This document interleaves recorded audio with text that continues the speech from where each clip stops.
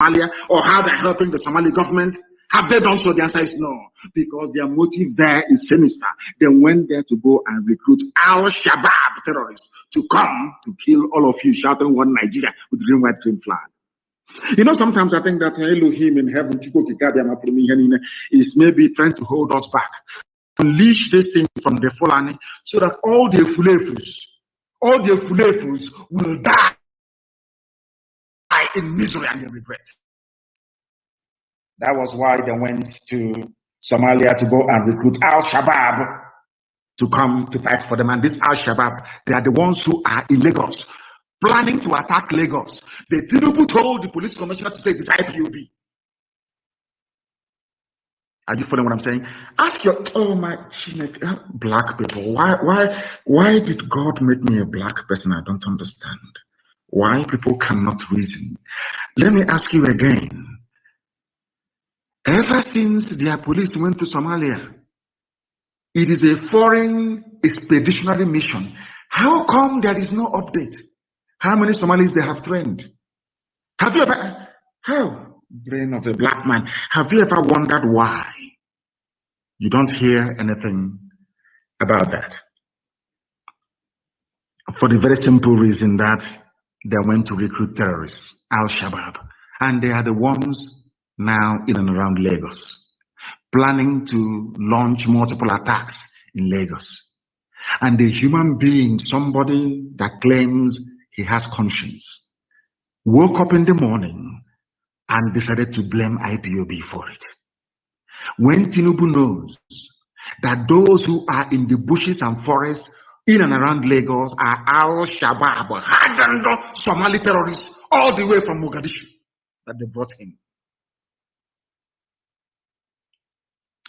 Of course, history will be kind to IPOB. As this our brother have just written. His name is Adebayo Raphael. If they say to you in this live that Yoruba people will rise up to write glowingly in defense of IPOB, you will not believe it, but it is here very clear, in black and white. Al-Shabaab is in around Lagos because Fulani knows they don't have the numbers. They cannot win this war. Nigeria has never won any war on its own before in its history. They always rely on people to fight for them. After they fight, they'll start making mad. That's all they do. That is all they do. And to tell you that this is a concerted effort to colonize everybody, ever since they had their so-called security meeting last week and decided to invade the South. Some of you think it's only the East that are coming to the entire South. Have you been hearing about bandits doing this or doing that anymore? They have promised them that the oil money is theirs. That is why, Madam Tambuwal, I feel sorry for you. I feel sorry for you. The attack is coming. You can't escape it because it's too late. They understand that come 2023, should power leave the North, they are finished. So they must attack this. In fact, we are now forcing them to attack 1 year earlier than they had planned. This attack was meant to commence in 2022, but they are starting in 2021 because of IPOB and Eastern Security Network. May glory and praise be to the Almighty in heaven. Lagos is surrounded by Al-Shabaab, and that is why Tinubu is trying to pin it on IPOB without success, of course. And I also want, listen to me very carefully this evening, please, and be writing it down. I want the Nigerian government to know this. Good evening, wonderful Nigerian government, Biafra. the Chinese have promised to sell you weapons. On the face of this very planet, this very day, the 6th day of April, in the year of our Most High Elohim, 2019, the time is approximately 4 minutes past the top of the hour. Wherever you are, I welcome each and every one of you, and as I do so, I will encourage you to welcome other people as well. Today is a landmark broadcast day. We shall be dissecting everything that is wrong with the damnable Zoological Republic, the way they interpret and apply their laws, and the injudiciousness of the judiciary. A typical example of which is Binta Nyako's court. We must do justice to this very topic today. I will be addressing the entirety of humanity because I have the divine mandate to speak about Biafra, to propagate Biafra, to deliver this message of redemption and of hope to those who have been downtrodden, to those of us that unfortunately found ourselves inhabiting the same geopolitical space as those who are incapable of reasoning, those who are incapable of humanized civilization, and those who are incapable of doing things right the way they ought to be. But before we go any further, we must hand over our proceedings to the Most High, Chukwokika Biama. My name is Nnamdi Kanu. I am the leader of IPOB, and by the special grace of Chukwokika Biama, I will serve the wonderful people of Biafra until the day I no longer draw any breath on this very earth. For Biafra must come in our time, and there is nothing our enemies can ever do to suppress that inescapable reality. We must pray because we are nothing without Chukwokika Biama, as our ancestors did thousands and millions of years ago. So shall I do this evening, because nobody taught us about Chukwokika Biama. We knew it from inception, because we are descended from heaven itself. This evening, we shall pray the same prayer that David prayed many, many years ago. We are pleased this very evening because Chukwokika Biama heareth our voice and our supplication, because he hath inclined his ear unto us. Therefore, we shall call upon him as long as we live. We are not idol worshippers.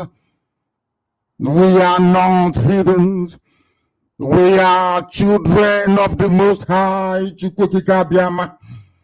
Though the sorrows of death encompass us and the pains of hell got hold upon us, we found trouble and we found sorrow. But each time we call upon the name of the Most High, anytime we present our supplication before Elohim, he hears our prayers and he delivers our soul. For gracious is the Most High and righteous too. For our Creator Chukwokika Biama is merciful. He will preserve us. Chukwokika Biama will preserve his children, because up until this day, without his mercy, I will not be alive to continue to propagate this very divine gospel. That is why our souls will not be troubled. It shall rest. For Chukwokika Biama has dealt bountifully with us. He has delivered our soul from death, our eyes from tears, and our feet from falling. As long as we are IPOB, we can never fall. For Biafra shall come in our time. For we shall walk before the Most High, Chukwokika Biama, in the land of the living. I believe this evening, therefore I have spoken, that though I was greatly afflicted, and I said in my haste, that man is altogether vanity, what shall I render unto Elohim for all his kindness towards all of us, towards IPOB? For we shall take the cup of salvation and call upon the name of the Most High. We shall pay our vows unto Elohim in the presence of his people. For we are precious in the sight of the Most High Elohim. O Heavenly Father, for truly we are your servants. We come before thee. You have loosed all our bonds. You have broken the chains of damnation and of slavery.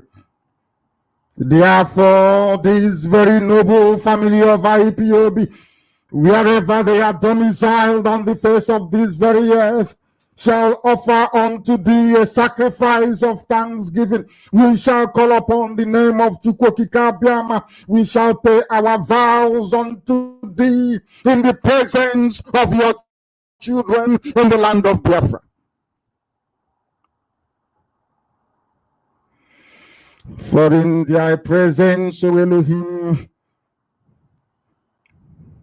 in the midst of thee, O Biafra, we shall praise the Most High. We shall call upon the grace of the Creator of everything that has been made, that this evening and always, no matter where we are, we will ceaselessly and continually offer praise and adoration, worship and exaltation unto your holy name. Forever and ever we pray. He said,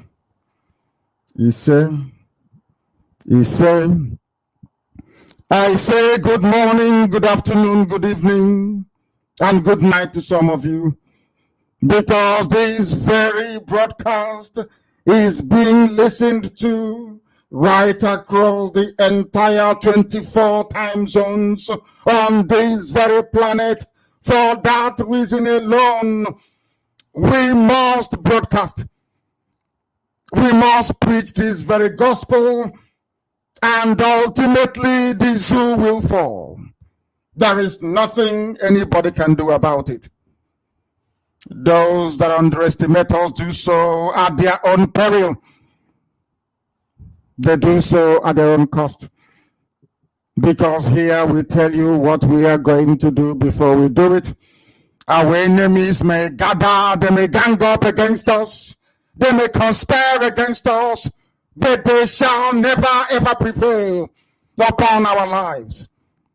Because our mission is divine. And Chukwokika Biama has authenticated IPOB to restore Biafra. And that is exactly what we are going to do. This very gospel this evening is a very solemn one. This very gospel this evening is one that will leave an indelible mark on the minds and the conscience of the people. That is why we must come prepared. And before we came on air, I made it very clear. I instructed my deputy to ensure that certain documents are circulated extensively, that everybody may follow this very broadcast, because what we are doing is not out of our own making nor concoction, but we are referencing the laws of the damnable Zoological Republic. Their own laws is what we are using to judge them this very evening. Nobody should go anywhere or be in a hurry. Let people gather around you to participate in this very unique broadcast this evening. My mission is very simple: to prove to the whole world, and especially the Nigerian judiciary, that everything IPOB is doing is according to the dictates of the laws of Nigeria, not UN, not Africa Union, but by the laws of Nigeria itself. Therefore, the persecution must stop and all the court cases dismissed. I must ask you this evening, if you don't have any of these documents, to lay hands on them. Simply go to Google and type them in. You will be able to get them there. The first document that I want you to have is the Constitution of the damnable Zoological Republic. Go and get online electronically, please. Go to Google and type in the 1999 Constitution of Nigeria. You have it open. You also go and look for the African Charter on People's Rights, African Charter on Human and People's Rights. These things are on my page, Mazen Nnamdi Kanu, the official one. It is also on UJM4's Facebook page and a few other places as well. I want it also on Radio Biafra, please. African Charter on Human and People's Rights. I want you to also go and look for the laws of the Federation of Nigeria. We are going to judge them using their own laws. I want to prove to them tonight that they are vacuous and empty. They are not educated, not as we are. I did not study law, but by the grace of Elohim, we shall lay the zoo bare for the world to know that these animals and vandals are incapable of following the laws that they themselves made.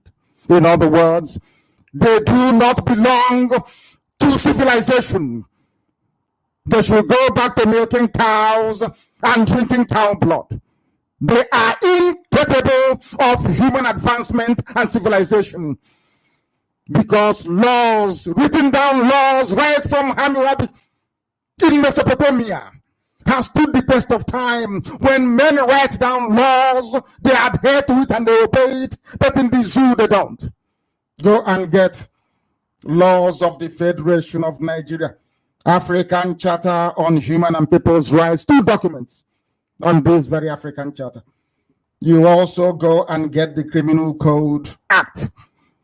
The Criminal Code Act detailing every offense in the zoo, so that the world may know that we have not committed not one single offense, not one single crime. Let humanity be the judge of us against the zoo tonight. Get those 4 documents. They are on my page. They are being distributed everywhere. Simply click on the link. It takes you to where you ought to be. That we may do justice to the judiciary of the evil contraption, British created contraption, the Zoo Republic of Nigeria. Every day we hear about people talk about peace and unity. That is the motto on their coat of arms. When a Fulani jihadist is speaking, they talk about unity of the zoo. We must come together. We must make progress. We must be united. If there is no peace, there is no progress. Every day they keep crying out for peace. But have you noticed that nobody talks about justice? Nobody talks about obeying the rule of law or adhering to the rule of law, doing the right thing. No, they want peace at all costs. Even as they bring jihad into our land, they want us to talk about peace. As they rig and falsify election results, all they talk about is peace and let's move forward. As they lock up innocent men and women and demand extortionate amount of money from their parents and their guardians that they may be released, all they talk about is peace. Nobody talks about justice. Here tonight, we talk about justice as we always do. Every aspect of life in Nigeria is steeped in injustice. There is something not quite right with the thought process of an average black person. I shall demonstrate later on. You know, sometimes they accuse me, they say you castigate black people, but I have a reason for that, and tonight I'll prove it. All the beautiful laws written down to guide governance in Africa, all the laws written down, enacted, enshrined in national laws across Africa, designed to protect the citizen. No African country, including South Africa, I repeat, I say, no African country obey the laws that they make. It's a very big shame. But we are focusing on the zoo, and that's what we must do tonight, because Chukwukika Abiyama is in heaven to bear us witness. Everywhere you go, there is injustice in every corner. Where you have a powerful man or powerful group of criminals, they do as they please.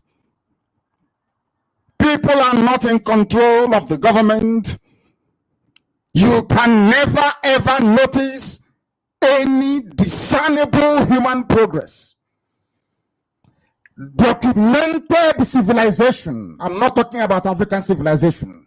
I'm talking about written down, documented civilization. Is it a surprise that Mesopotamia, that part of Persia, where the laws of man was written down on a tablet of stone many years ago?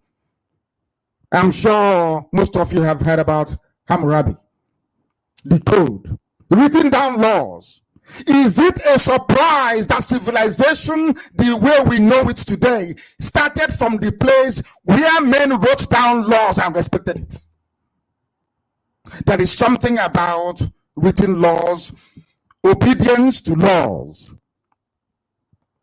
which is the rule of law, that Buhari, before he died, never adhered to, that no Fulani ruler has ever adhered to, that even now, this impostor from Sudan, Jubril al-Sudani, that most of you stupidly and of course predictably went to vote for in APC, a Sudanese man, way younger than the dead Buhari, cannot adhere to the rule of law. Isn't that why you are the poorest country in the world? Isn't that why you are poverty-stricken? Isn't that why you are the last of everything that you go into?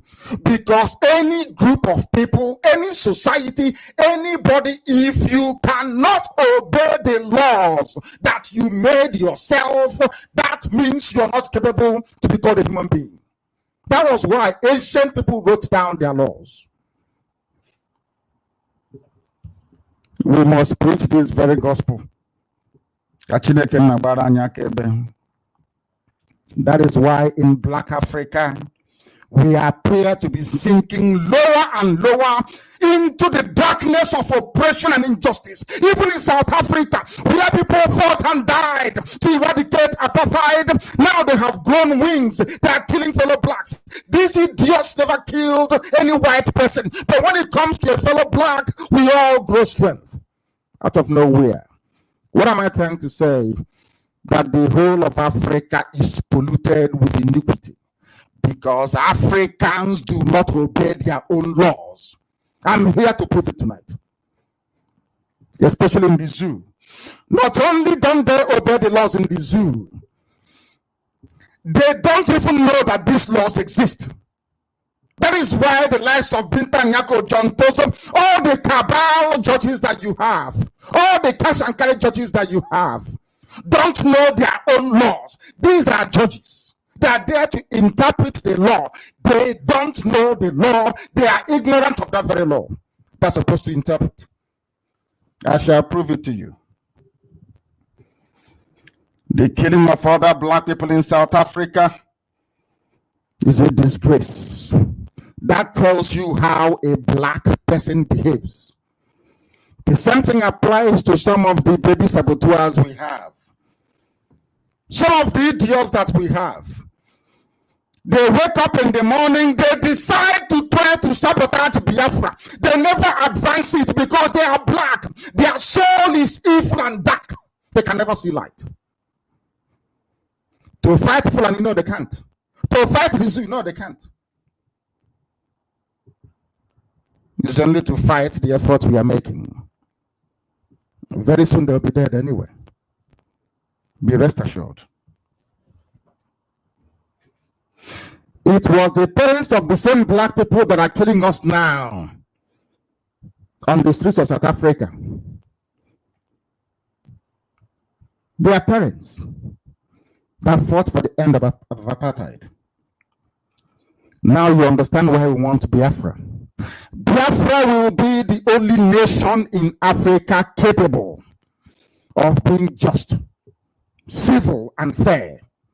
No other country, no other nation in Africa is capable of what Biafra is capable of bringing to the table. They know this. That is why they want to drag us down to their level in the gutter. That is why they don't want Biafra to come, because they know what awaits the coming of Biafra. Because every nation in Africa will become enlightened. They will learn from Biafra. They will borrow from Biafra.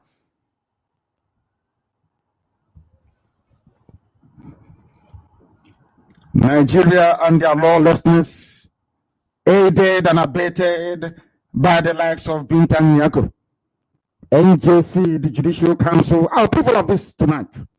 Remember John Tozo, the idiot they brought to jail with me, and I told him he's joking. Your army in the zoo that never fights any war, never conquers any territory for anybody. They lost Bakassi. Without the help of Niger, of Chad, and of Cameroon, Boko Haram will still be controlling about 6 states in the north of the zoo. They never won any war on their own. Biafra war was Britain and Russia that helped them. All they specialize in is killing unarmed civilians. The only country in the world that does that. And you want me to respect you as a Nigerian. You want me to have regard for you as a baboon in a zoo. You cannot reason properly. Other armies of the world are fighting, conquering territories for their nation. The zoo army, all they do is kill civilians. And tomorrow they promote them to field marshal, generalship, heaven knows what else. Very sad indeed. Is it your so-called socio-cultural organizations that you have? They start to talk rubbish. Igbo socio-cultural, this or that. Wherever the money goes, whatever the color of the currency, that is the view and opinion you get from them. And the ignorance of the populace. That is the worst of it all. That the people who should rise up against tyranny, rise up against oppression, they are the ones who foolishly, I must say, condoning the same evil that is consuming them. That is how ignorant they are. Let us begin by looking at the highest levels of lawlessness in the zoo called Nigeria. Before we get to Binta Nyako and what she's doing in her court, she said the court is hers. The building is her own. She can do whatever she likes. She is not answerable to anybody. Not to any law, not to any written rules. Anything she says is what goes. That's what she's telling everybody every blessed day. Let us, can you be done now from the beginning to tell you how foolish Nigerians are. Especially the Nigerian judiciary. That's what I want to prove to everybody. They are the instigators of lawlessness. You see all those judges with their British wig. That name also Sonny is so mad. How you had the cool tell imagine a black man in a white wig. Can you imagine it? They look like palm nut vulture. But that is what they wear. They look pathetic and ridiculous. But they wear it because they want to look like British. But you don't practice the law the way they do in England. Because you're a black man, you don't obey the law. You're a justice. Let us see how foolish they are. You will all remember the appointment of a Chief Justice of the Federation, for example. You know that man, Tanko Muhammad, or whatever he's called. Ask yourself this question this evening or this morning, afternoon, depending on where you are. How did Nigeria end up with a Sharia court judge as the Chief Justice of the Federation? The Chief Justice of a jurisprudence that practices common law. Have this in mind, and I asked you before to go and download common law. I will tell you what it means later, and where I'm pointing it out now. Some Nigerians, in their God-given ignorance, think that Sharia law and common law legal systems are the same. That is how some lawyers they think it's the same. But you know what they have done? They cleverly twist it, as Binta Nyako and the Fulani judges have done, to civil law. There is a difference between common and civil law. There is a massive difference. I will tell you later. Have those documents I asked you to download much ready. The process of breaking the law in Nigeria starts from the very top, because citizens don't know that disobedience to established law and order by your presidency, which is Jubril, controlled by the Kbaud, by the judiciary, by the NJC, is the reason why Nigeria, that great zoo, is a wild, wild west. What does their constitution, I asked you to go and get a copy. What does that constitution say about the appointment of a chief justice? And has that simple process been followed in the removal of Onogen and the appointment of Tanko, the Sharia judge that replaced him? This is NJC. They are the final custodians of the law. But here they are breaking the law. These are people who should be saying to Jubril, to Abba Kyari, and the rest of the other four Kbaud, what you're doing is wrong. It's against the constitution, but to hell with everybody. It is Nigeria, anything goes. As long as Yoruba media is behind us, we can do whatever we like. As long as Tinubu wants to be president in 2023, he can bring Yoruba media with him. We can do whatever we like. That's what's happening in the zoo. And only yesterday, they said NJC recommends compulsory retirement for Onogen. And surprise, surprise, Tanko Muhammad that replaced him committed no wrong. If you look at this very statement on face value, you think there's nothing wrong with it. But let us go to the zoo constitution and see. I want people to go to the constitution you downloaded in your phone, in your app, in whatever computer, whatever thing that you're using. Gather around and have a look at chapter 3. At chapter 3, it is called the Judicature. Chapter V plus 1 is 7, isn't it? In Roman numerals. V is 5117. Chapter 7. The Judicature is called chapter 7 of the Constitution of the Zoo. I want you to move to subsection, or should I say section 231.1. It is in chapter 7, the Judicature. It deals with the appointment of a person to the office of the Justice of the Supreme Court of the Zoo. And also, very, very interestingly, who should be in NJC or not. This is what Jubril did.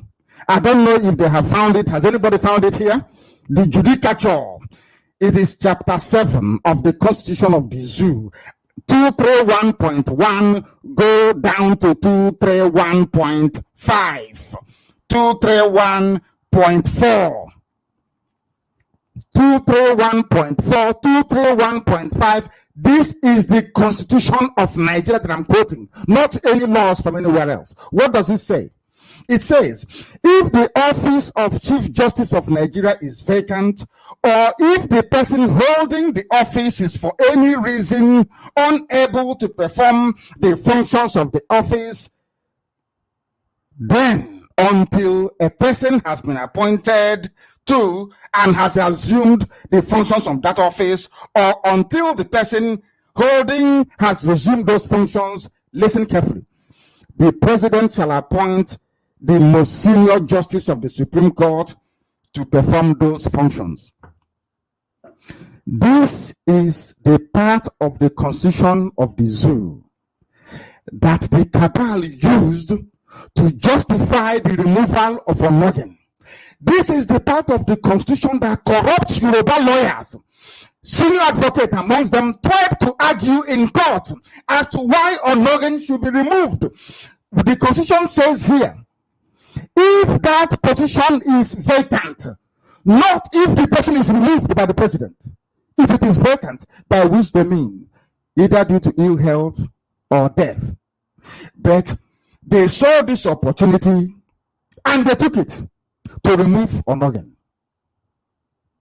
In their own constitution. In their own constitution. Now let's go to number 5. where it clears things up for us. Except on the recommendation of the same NJC, except at their recommendation, any appointment pursuant to the provisions of the subsection 4 of this section shall cease to have any effect after the expiration of 3 months from the date of such appointment. In other words, Tanko Muhammad, after 3 months, should leave office. It doesn't matter. That's what the Constitution says. But do you know what they have done? They have prepared for him to continue. That was why NJC said that Tanko Muhammad committed no wrong. Do you see how they are subverting the Constitution? Do you see how they are subverting it? The law here says, if the person holding the office, which is on login, is for any reason unable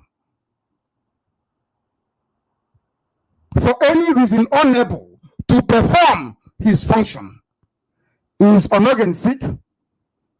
Was he involved in a motor accident? Has his speech been impaired? Has his brain been affected in any way? He should not have left office. Because the same Constitution says, unless you're convicted of a crime, you are innocent of that very crime. It is in this same Constitution, which I'll get to it later. Do you see how they're playing with you? Messing about with your mind? Do you see how confused NJC is? It's unfortunate that the so-called NJC doesn't know their own Constitution, or out of fear have refused to insist that the government be held accountable to its dictates. We are in the Constitution. Where is it? In this Constitution, that empowers the Kbaud through Jubril al-Sudani to suspend Onogen without the Senate voting on it. You can't, because the man is not dead. He is not infirmed. This man has all his faculties intact. You should not remove him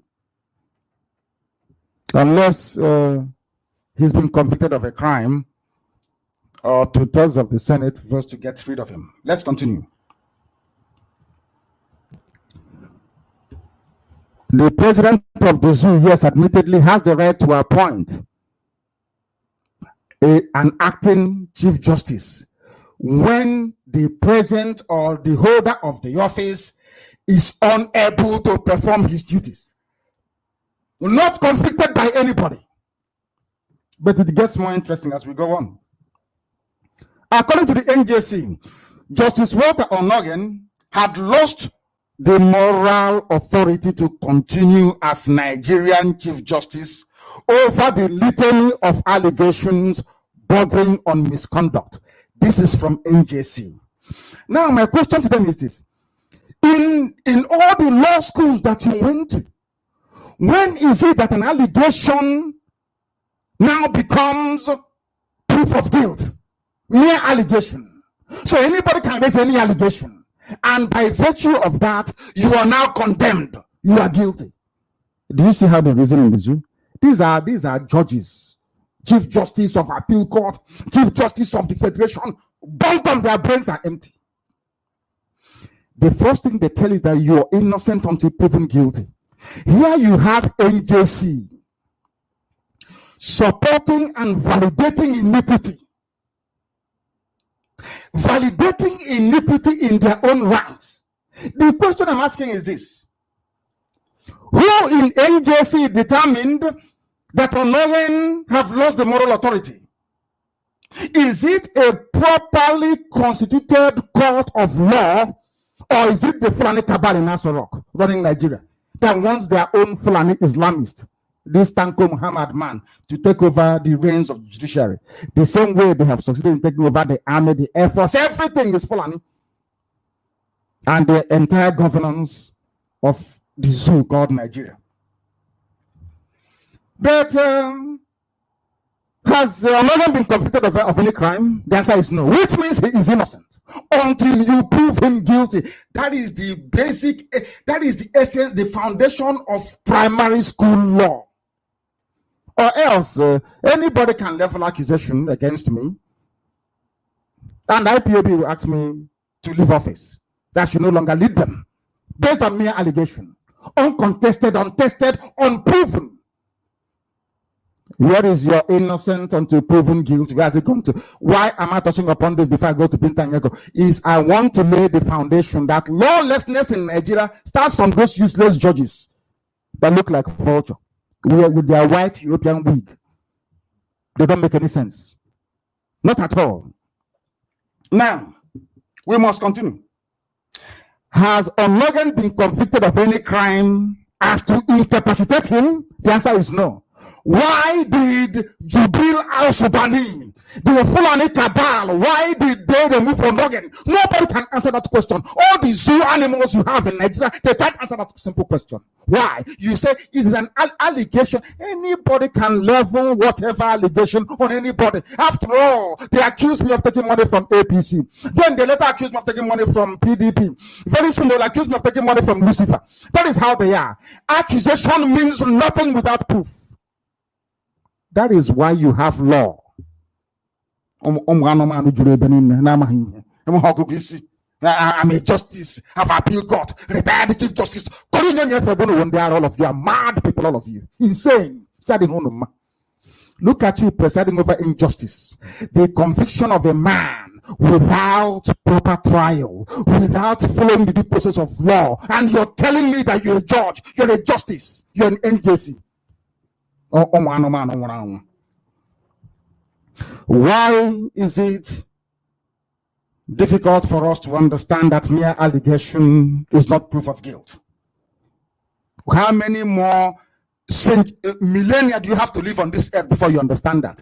That is very basic law they teach you in primary 4.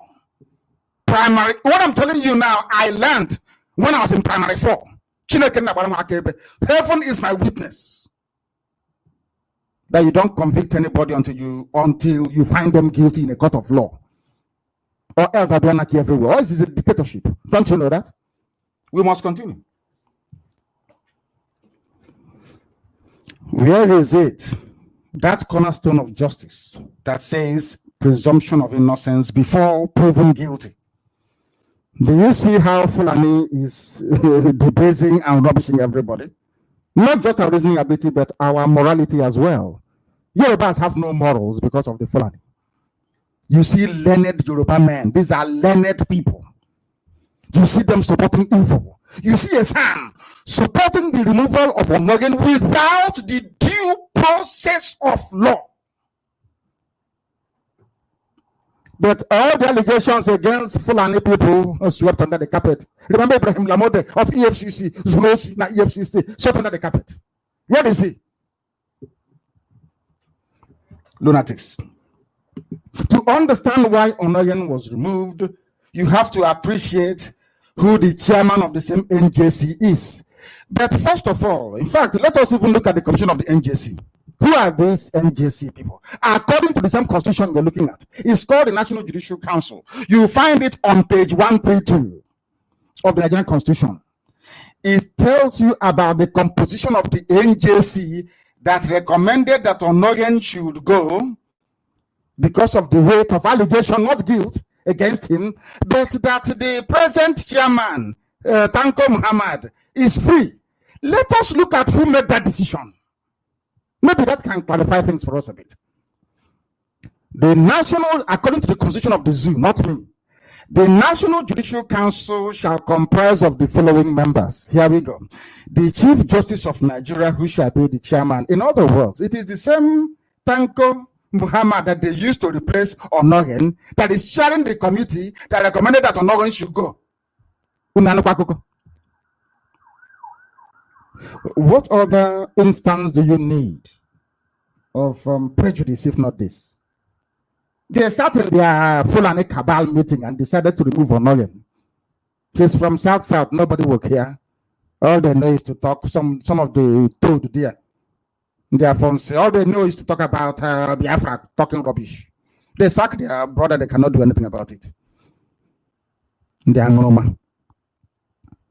Onogen was removed because they know that people will not rise up. Fulani, they know you very well. You won't rise up.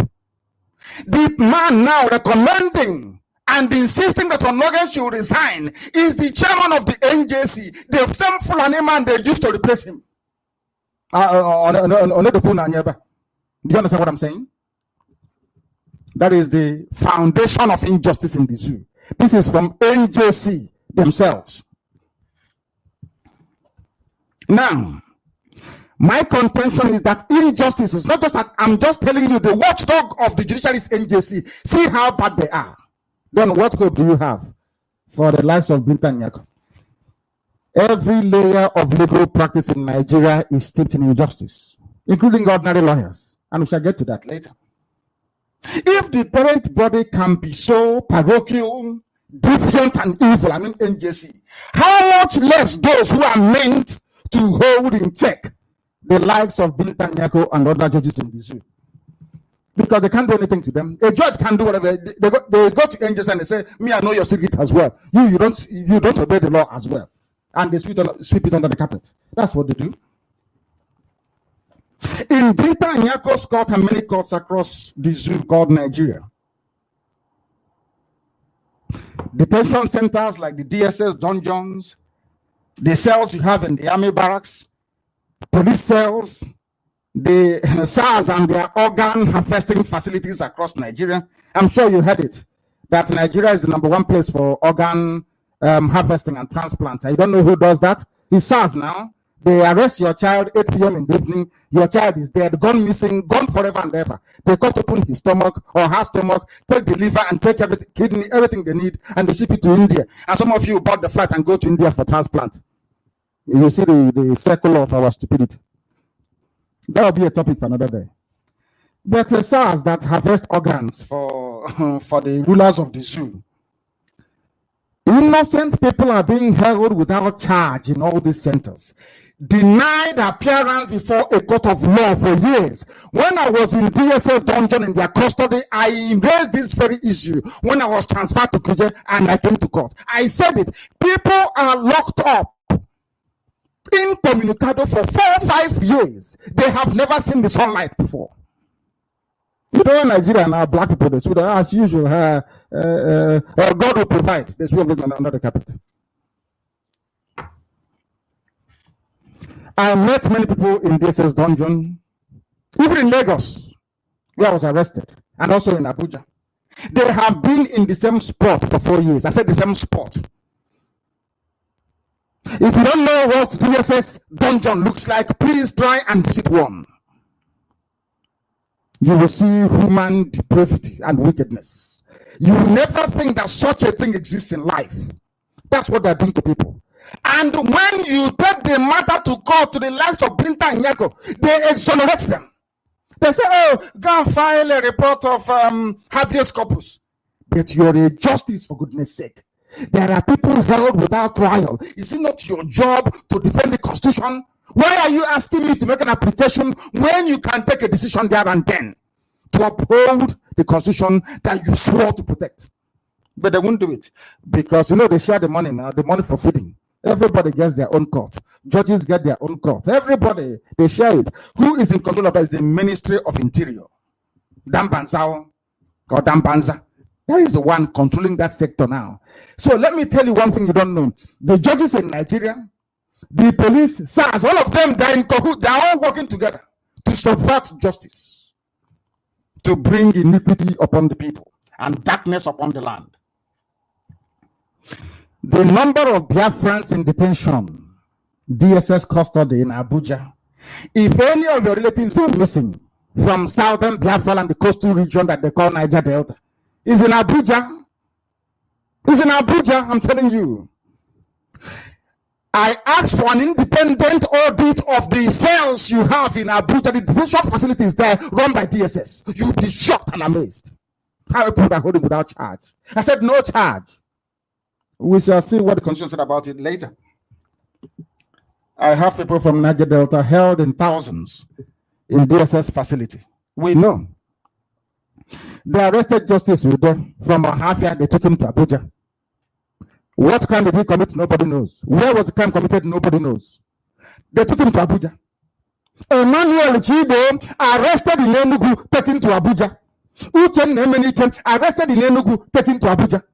Ask yourself, why are they are waiting? If nobody comes, they'll kill them and take their organs and sell it. That's what they do in Nigeria. Go and ask you and not me. Nigeria is the largest market for organs in the world. That is what they do in Nigeria. Look at an eyewitness account of daylight robbery. Law enforcement and interpretation of the same law, the same laws within the justice system.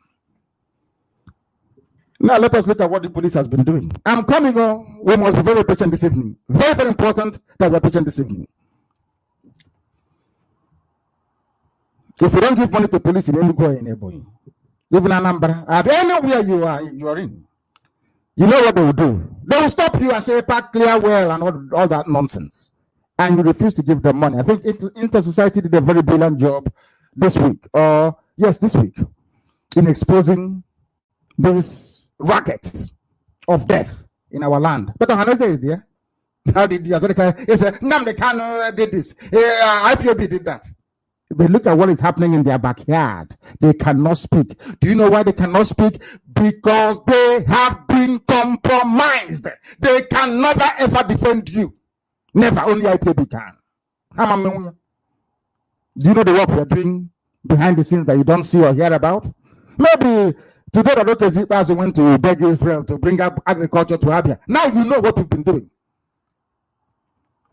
Everybody wants to copy us. They want to be like us, but they can never be like us because we're exceptional. If you don't give the police money in Enugu State, somebody quietly and carefully chronicle this for me. It's not my original idea, but I must speak it tonight on this platform. If you don't give police money in Enugu State, for example, you will be locked up in a police cell or worse, taken to a prison. You've not committed any crime at all. This is Nigeria for you. A court of law with a presiding magistrate will now read you a fabricated charge, maybe loitering with intent, and detain you for another 21 days. After which they will tell you to go and seek for bail application in a high court. They will not tell you, "Oh, it's not our jurisdiction, no, go to high court." They are waiting to see if anybody will come for you, or they will take you away and kill you and harvest your organs. This is happening on a daily basis. Suddenly, they have no jurisdiction to hear the case in magistrate court. They take you to high court. At this time, one useless quack charge and bail lawyer will come and approach your family and tell them, "Oh, I will apply for motion for bail." Oh, for the inmate, you're no longer a detainee, you're not an inmate. Suddenly, from defending the means of your livelihood because you said you will not give policeman money in a checkpoint, a very ravenous and unconscionable police force, you have now become an accused person. The criminal lawyer will first of all take 50,000 naira from you or from your family. And when you appear in court, the same lawyer will go back and approach your parents or your guardian or your relatives and tell them that I need another 250,000 naira. And also my 5,000 naira for appearance fee. Now listen carefully, appearance fee for lawyers in Nigeria.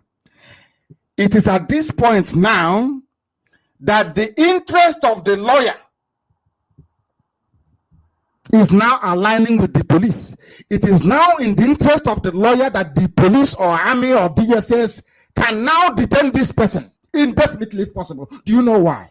The lawyer collects 5,000 naira every day the case is called up in court. So he has no incentive to ensure an early release of the detainee. No, what for? Every month, every 2 months, you collect 5,000 naira for free. Imagine doing that for 20, 30 people. You don't have to do anything. Just come and collect 5,000 and go. Appearance fee is called. So not only NJC and judges, even ordinary lawyer is among this conspiracy. That is why I said that the soul of a black man is evil. Evil, I say it without any qualms whatsoever. Evil. Even lawyers. Appearance fee now takes over. As the case progresses with an innocent man in jail, or woman for that matter, the lawyer one day will quietly disappear and never see him again. This is the height of wickedness in Nigeria. It's as if every layer of the legal profession is in agreement with each other to undermine due process of law, not just Jubril in Asorok and his handlers, Abakiyari and not the rest of them. But as with most people, I wonder if this is what they are taught in their law school. Now let us come to Binta Nyako and the Nigerian judiciary, and to prove to you how they have been making a mess of themselves.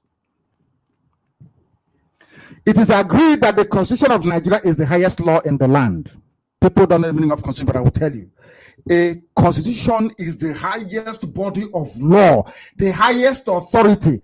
Even in that same constitution, it is written that any law that the National Assembly makes that contravenes any aspect of this constitution, this constitution takes precedent. So it doesn't matter how many times you quote Akaja or that Administration of Criminal Justice Act. Rubbish. Once it contravenes the constitution, that is bog standard law in the whole world, the Constitution takes precedent.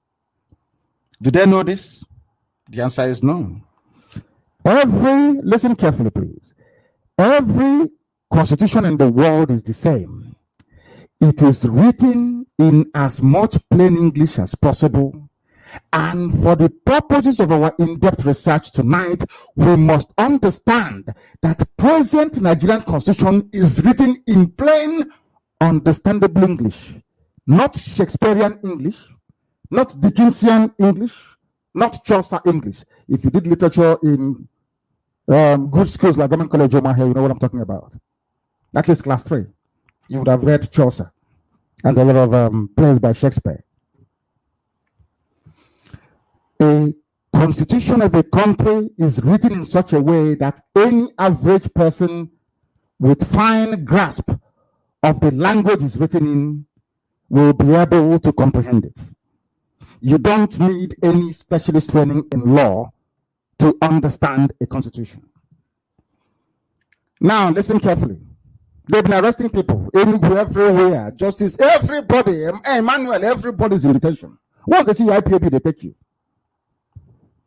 But let us look at what the constitution says.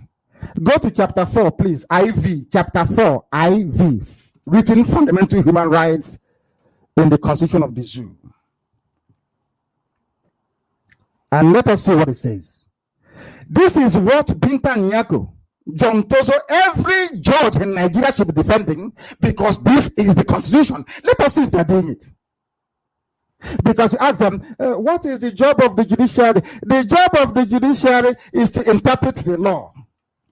Look at the law here. There is no law greater than the Constitution. It is the highest law. Let us see or read what the law said about arresting people and what should happen. Here we go. Chapter 5. This is a chapter fundamental rights, subsection 2. Any person who is arrested or detained shall have the right to remain silent or avoid answering any question until after consultation with a legal practitioner or any other person of his choice. Let me ask you, those of us who have been arrested, how many times did they ask you to call your lawyer or bring lawyer to you or ask you to make a phone call to tell your people, to tell your wife, your children that you're in detention? I said, how many people? But that's what the law says. The police doesn't do this. And when you go to court and ask a judge to enforce this, to make the police do it, they'll tell you no. Let me give you an example. If you are arrested in a civilized country, anywhere, I say civilized, anywhere in the world where they practice rule of law, once you go to court and say to the judge, Your Honor, I have something to say. I was not allowed a phone call. I was not allowed to speak to my lawyer. Nobody was present when I was questioned. Your case will be dismissed there and then. And the police or whoever was holding you will be held accountable. I said this there and then, not tomorrow, not in 4, 5, 6 months' time. No. Ask yourself this question. When they bring people to you, to your court, Binta Nyako, why don't you insist that since the extraction or confession or whatever nonsense they have concocted is not in the presence of their lawyer, why do you allow the case to proceed when the Constitution says it's against the law? Is it not very simple? Let me tell you what the law says again. This is the highest law in Nigeria that Binta Nyako should be upholding in her court. Any person who is arrested or detained, this is subsection 3 of the Constitution. Any or under the chapter on human rights, chapter 4 is human rights. Please go there. You will see it. Any person who is arrested or detained shall be informed in writing within 24 hours and in a language that he understands of the facts and grounds for his arrest and detention. Come on, my good man, for 4 years. They keep asking, what have I done? What am I doing here? Nobody's talking to me. They'll tell you, oh, shut up, my friend. And you take the person to court, and the person is trying to draw the attention of Binta Nyako. I have been in detention for 4 years. I did nothing wrong. Nobody wrote to me to inform me in writing what I did wrong. They'll take him back. Now DSS will apply for adjournment, and you'll be taken back to DSS custody. And the judge will rise and say, oh, as the court pleases, my lord, my lord, my lord. Look at what they're doing to human beings.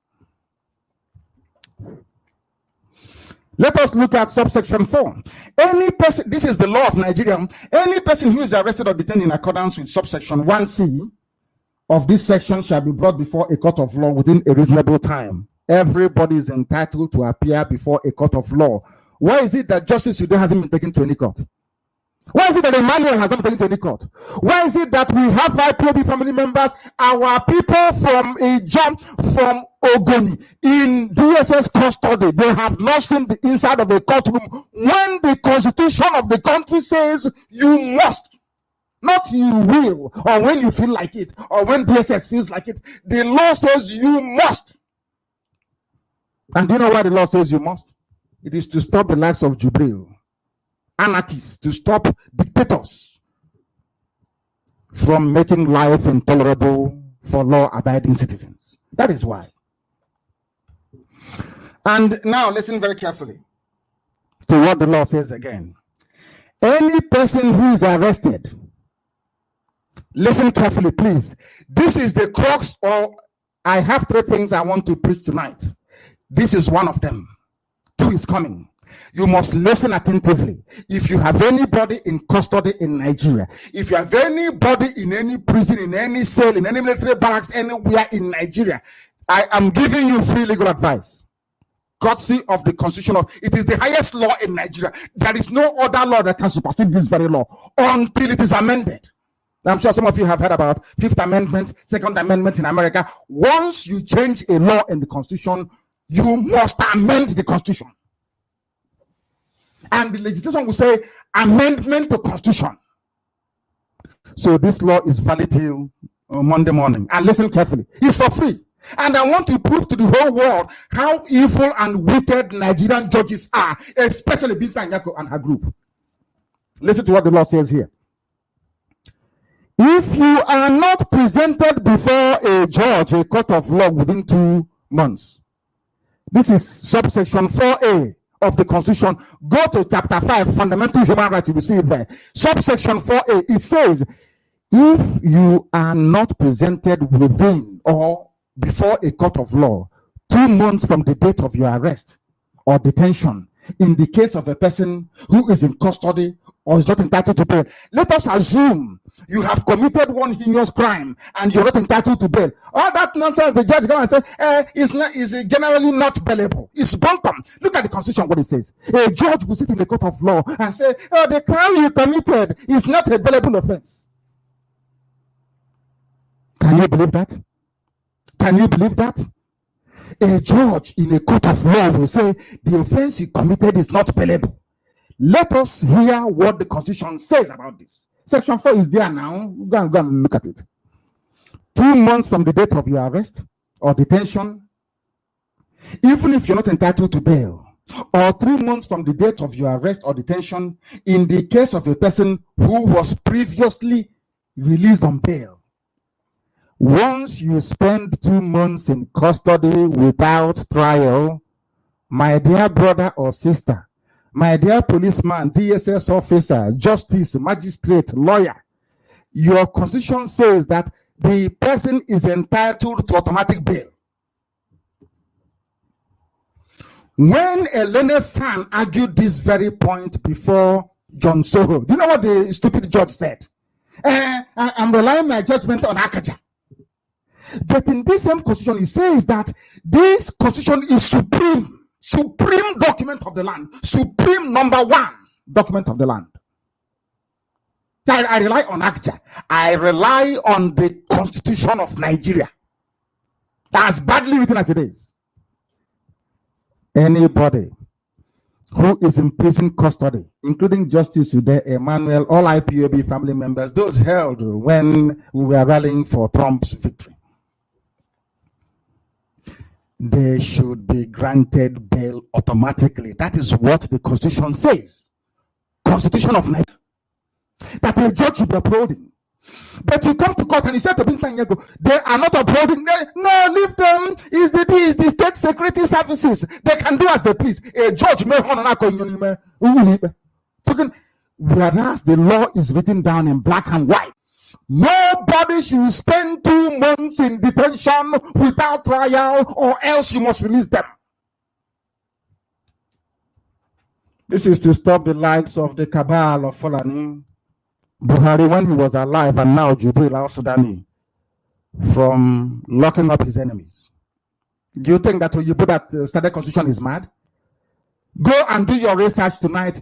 Written law started from Mesopotamia. Intelligent people. Because when we write it down, one Fulani cow cannot come and change it for overnight. No, it's written down. You can't change it now. Can you change this law? The answer is no. That is the zoo for you. That is the zoo for you. And I'm giving this lecture for free this night, that all of you may understand that we Biafrans, we mean well. I want everybody to be developed. But stay on your own, let me start my own. Because you're contaminating my sense of reasoning. Your stupidity is clouding my sense of judgment. I can't reason very well when I'm surrounded by idiots. That is why I surround myself with the very finest men and women you have. People who can reason, people who can think. That is why IPOB is preeminent in the whole world. I said number one. Can some of you feel the vibe of Biafra coming? I've not said anything. Can't you feel it yourselves? Everywhere is Biafra everywhere. Don't you understand that? We must continue to do this very work. If somebody is in detention for 2 months, a judge will come, oh, it's not my file habeas corpus. I'm not going to or matter one you see, longer. The law says you must MUST release that person. You're asking me to file habeas corpus. A judge. That is to tell you that they're all in it together, because the more they're holding him, the more Dambanza is collecting 20,000 naira every blessed day to say they're feeding people. The judge will get her own court and go to Dubai on holidays. Unbelievable. Unbelievable. Let us look at subsection 6 of the same. This is page, I think this is now is the page 21 of the Constitution. Subsection 6, it says here, any person who is unlawfully arrested or detained shall be entitled to compensation and public apology from the appropriate authority. Somebody should please ask Clinton Nyako, why as a judge he did not insist? You know that Bright Chimese, you know Bright Chimese, one of my co-defendants. He was awarded 4 million naira damages. Uyo High Court. Binta Nyako came to her court and quashed it. But that's what the law says. Because we were asking, where is Bright Chimese? Where is Bright Chimese? Where is it? We found him in Uyo. Arrested, no charge, nothing. A judge in Uyo said, this is against the law. The Constitution said you should have brought him earlier. Because of that, I'm fining you, or I'm awarding 4 million naira compensation. Binta Nyako said no.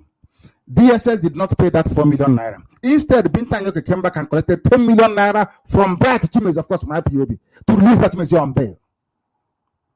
And she's a judge, a learned senior. Maybe tomorrow she'll be the chief judge, or they promote her to appeal court. These are the judges you have in Nigeria. The law says if you arrest somebody and detain them illegally for 2 months, you don't bring them to court, you don't discharge them, you don't grant them bail, they are entitled to compensation and an apology. A judge, a fellow judge in Federal High Court, determined that Brett Chimezie Ishiwa had been detained illegally for over 2 months without trial. Therefore, awarded Brett Chimezie 4 million naira against DSS. The DSS pay, no, Binta Nyako came back and collected 10 million from Brett to set him free.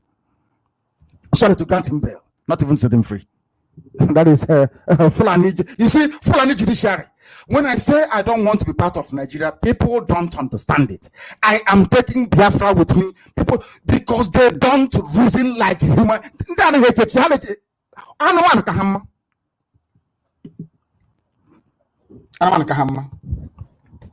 She allowed the sham charge of conspiracy and treasonable felony to be brought before her court because she is doing her bit for the fraudulent one Nigeria. And now the issue of my bail revocation, very, very important. We'll look at it very quickly. You know the hype around my bail. You see how clever they are with the newspapers. Instead of them talk about the attempted assassination, the death of 28 men, it's about and shorties, the kind of shorties to go to. These are journalists that should. I want to prove that every layer in Nigeria is evil. All of them in the whole place is stinking. What concerns a journalist is not to investigate the matter, to say that why did the army go to kill a man who is the word of God? No. It's about Abaribe bail. He's going to 300 for feet shorty. These are journalists. But of course, mostly Yoruba. Because they don't like Biafra. We'll recall what happened with the hype around the issue of my shorties. How Binta Nyako played up the responsibility of the shorties and downplayed my assassination attempt. As if it was Abaribe and the rest of the shorties that called Buratai and his men to invade my home. We all know it was certain Igbo men in Ohanezendi, Ibazu, of course. They have rewarded him, rigging him back into power, and he's dancing. Dancing. I'm serving Fulani. The warrant chiefs did that, and what are they today? When the Batman came, the warrant chief can do no wrong. Anything he does, go ahead. Okugo. Chief Okugo that was responsible for the death of our mothers in 1929. They protected him. So what people are saying is nothing new. He's running to Israel thinking that no, his days are numbered and he knows that. Look at Omahi and Obiano and a few others that have actively sought my assassination. Binta Nyako never mentioned them. He said, yeah, Paribe, bring him down the canoe, bring him here, bring him. Bring him. You should have one. Are you well at all? What type of judge are you? I need to see him. You must bring him. I gave him to you. And now my father not to come and bring him also. Can you believe how these people reason? They came to my house to kill me. And Yoruba media, they have the temerity to say, Namde, he can't hear anyway, he's a coward. If you're a strong man, why didn't you come alone to arrest me? Why did you bring Air Force, Navy, road safety, mobile police, army? Every regiment in Biafra land was drafted to come to my house. If you're strong, you are not ashamed of yourselves. You bring army and helicopter to come to the house of one man. Me and you, who is a coward? If you're welcome to, why can't brother come on his own to arrest me?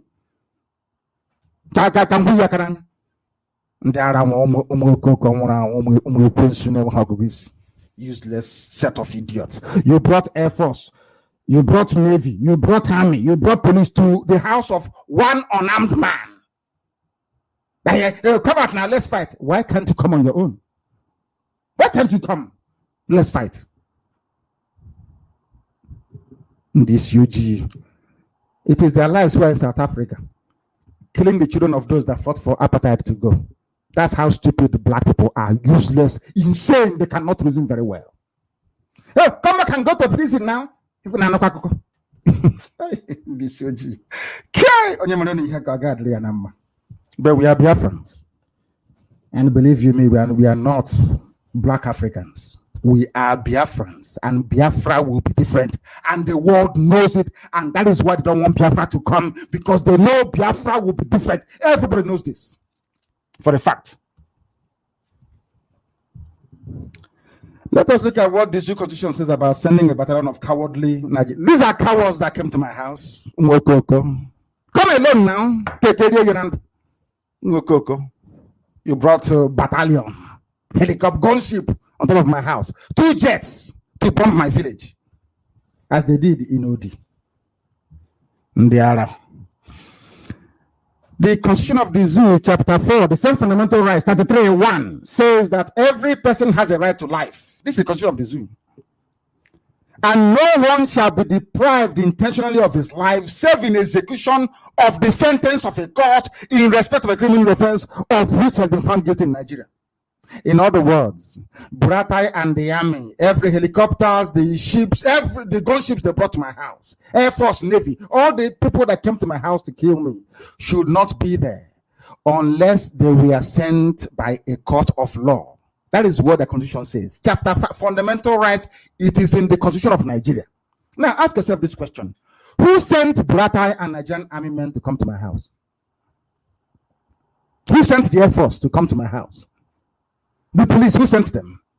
You cannot come to kill somebody unless a court gives you permission to do so. So what are you doing in my house? Who sent you? That is the question that Binta Nyako doesn't want to answer in her court. That is why anytime we bring it up, oh, is that baby? Where's the shorties? Bring me Nam the can. Where's the and now Nam the one in a judge. They come to kill me. They came to kill me, my brothers and my parents, and my men. Binta Nyako, even as a mother, you are fighting for the life of your son, who is under EFCC investigation, and your husband. But army came and killed other women's children. Even as a mother, you are not touched. That's how wicked and evil you are. Idiots who he should come and fight now. Where is he in Israel? Let him come and oh dear. I said that I'm trying to compare myself to Jesus, but I won't say anything. We must continue. Who sent Buratai and the army men to my house? When the Constitution says is the wrong, you must be sent by a court. And I'm beginning to suspect that it was Binta Nyako that sent them. Because you cannot come to kill somebody without court order, or else you hold whoever broke this law in contempt of your court. But she will not do it. She will not do it. Let us remember this. The charge number FHC ABJC. This is the case of the zoo against my shorties. We all remember on the 14th day of November 2018, Abaribe and the rest of the shorties went to court. Binta Nyako asked them to come to court to show cause, to tell her why the bond should not be forfeited. You asked me to come to court. Come to court and tell me why you should not forfeit the bond. Because you stood shorty for Nnamdi Kanu. This is according to court records. I have the case number here. FHC stroke ABJ stroke CR stroke 383 stroke 2015. It is there.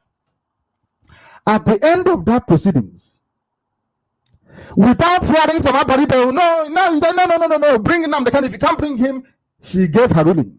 What was Binta Nyako's ruling on the 14th day? Listen, this is part of this broadcast is very, very important, so you understand how evil the woman is.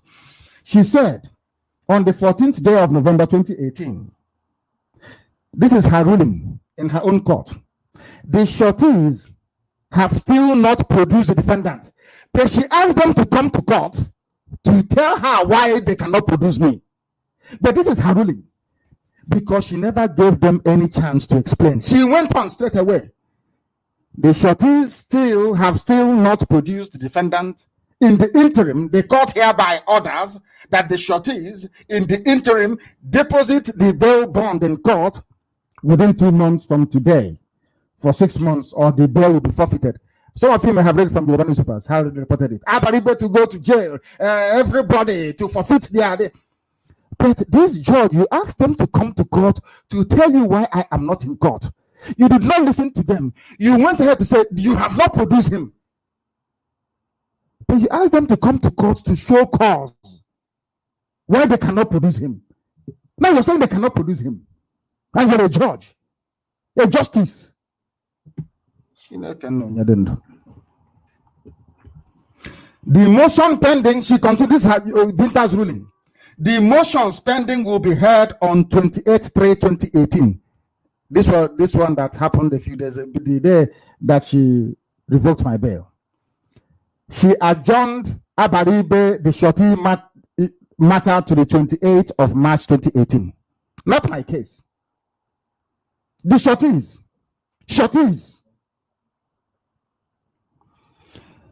This was done without hearing the reason why I was not in court.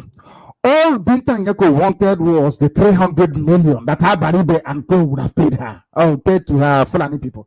So they'll be looking for more oil. Maybe now they'll be looking for oil in Katsina, in Daura, because they're looking for oil everywhere.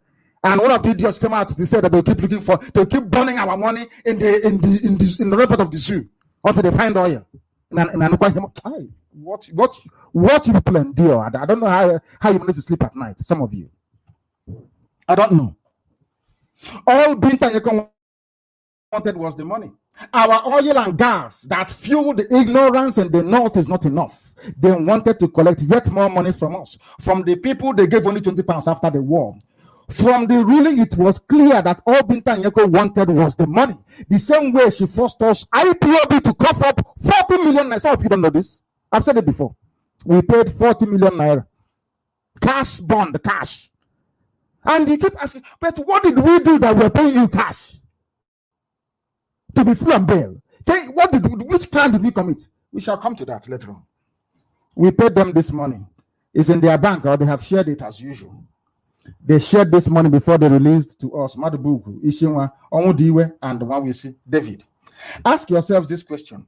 How many Boko Haram, ISIS in West Africa, Fulani headsmen, Miyeti Allah, the Fulani highway robber kidnappers you have now in the north, how many of them have you asked to pay cash bond before in your court, in all the Fulani courts? Check the enormity of the crime they commit. Genocide, that's what they're committing in the north, Fulani headsmen. But because you are Fulani, compare that with what you claim Nnamdi Kanu and his co-defendants did, which is to ask for self-determination as contained in your own laws. You're asking me to pay, asking IPOB to pay you 40 million before you can release people on bail. That is a judge or justice for you in Nigeria. Let us go back to Binta Nyako.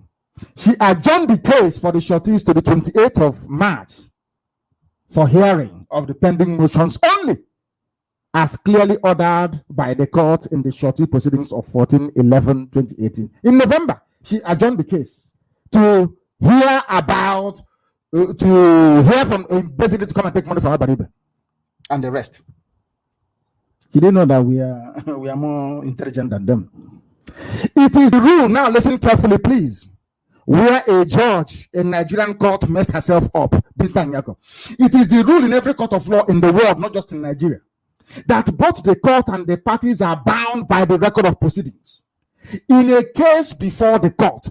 But as we shall see, a sitting judge, in this case Binta Nyako, whose duty it is to uphold the law, was in this very case acted in a manner that could only be described as judicial banditry, highway robber in a court. That's what Binta Nyako is. Judicial banditry by ambushing a defense lawyer in court. No judge does that nonsense in anywhere in the world. To ambush a defense lawyer is not done anywhere. It's an impeachable offense.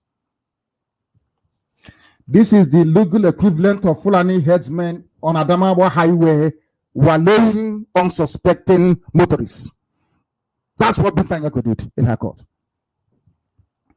When this case for the Shorties came up for hearing last week, 28th of March, 2019, as directed by Binta Nyako on the 14th of November of last year, We argued, of course, in court. The lawyers argued, and quite successfully, that we filed an appeal against the decision, and that the appeal has been duly entered. The appeal filed by Abaribe and the rest of my shorties is so simple that if you go through it, you will understand that Binta Nyako has no intention of following her own court rules. She abandoned every rule to do with fair hearing. All she wanted was to advance Fulani interest against Biafra. Let me also say this night and for the hearing public that there are 3 stages in forfeiture proceeding. Because I still shorty for you doesn't mean if you don't appear in court, I will go to jail or I will lose my bond. No. The law provides for 3 stages in forfeiture proceedings. Do you know why? Because they anticipated that in a place like the zoo, what happened to me could happen to anybody else. You can give somebody on bail to somebody as shorty, and you go behind and you kill that person. I ask them to produce the person. The person must come before the court to explain why he or she cannot produce the person that they stood shorty for. That is why you have what is called forfeiture proceedings. But in all these cases, if somebody become, you lose your this, you do this. Have you heard Binta Nyako mention forfeiture proceedings? The answer is no, because she knows once they go into forfeiture proceedings, you think they're not? They're very clever, but we are more clever than we are. Biafrans and they are Fulani. We are more sensible than them. The most important of which is reason to show cause. That is something called reason. Tell me why. She said it before. Tell me why I should not order for the forfeiture of the bond. Show cause. When Abelibe came to show cause, she would not listen. Instead, she gave her ruling. This reason to show cause allows the shorties to present their evidence before a court as to why they cannot produce a defendant. Shockingly, Binta Nyako never wanted to hear the reason why my shorties were unable to produce me. She jumped 2 critical stages in the judicial process to demand that my shorties forfeit their bond and worse, be committed to detention without following what the law says should be done. 3 stages. She jumped to the first 2 and went to the 3, thinking we are full and we will forget. Listen, let's debate. If you're still standing after 2 minutes, I know you went to school. But they will not last up to 1 minute, I assure you. I don't care who you are. Listen, you come out. Not writing nonsense on the Africa account on Facebook. Come and debate me.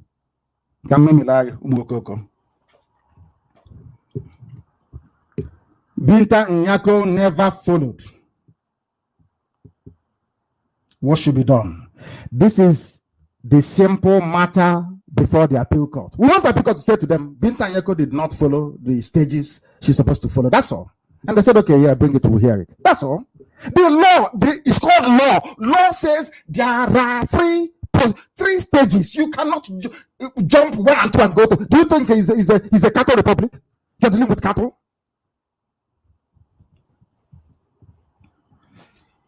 Now, my question is this to all of you practicing law in Nigeria. I, in all honesty, I feel sorry for the very brilliant ones amongst you. The question is this: is it right for a judge to abandon laid down procedures in bail bond forfeiture without being heard? You can now understand why she did not insist that Akja gave her the right to proceed with collecting 300 million from my shorties, or worse, jail them. She can no longer quote Akja. Because now it's very clear. You are a judge, you are not following the due process of law. If you as a judge don't follow, how do you expect Jubril as that to follow? How do you expect them to obey the law? Fulani, obey the law. Who told you that? Common law, but never, they will not. Because it's not in them. On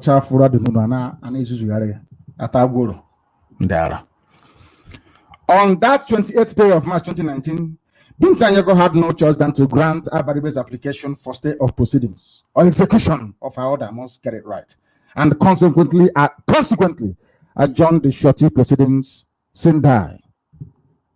They call it sin die, but it's sin die, pending the outcome of the appeal court hearing.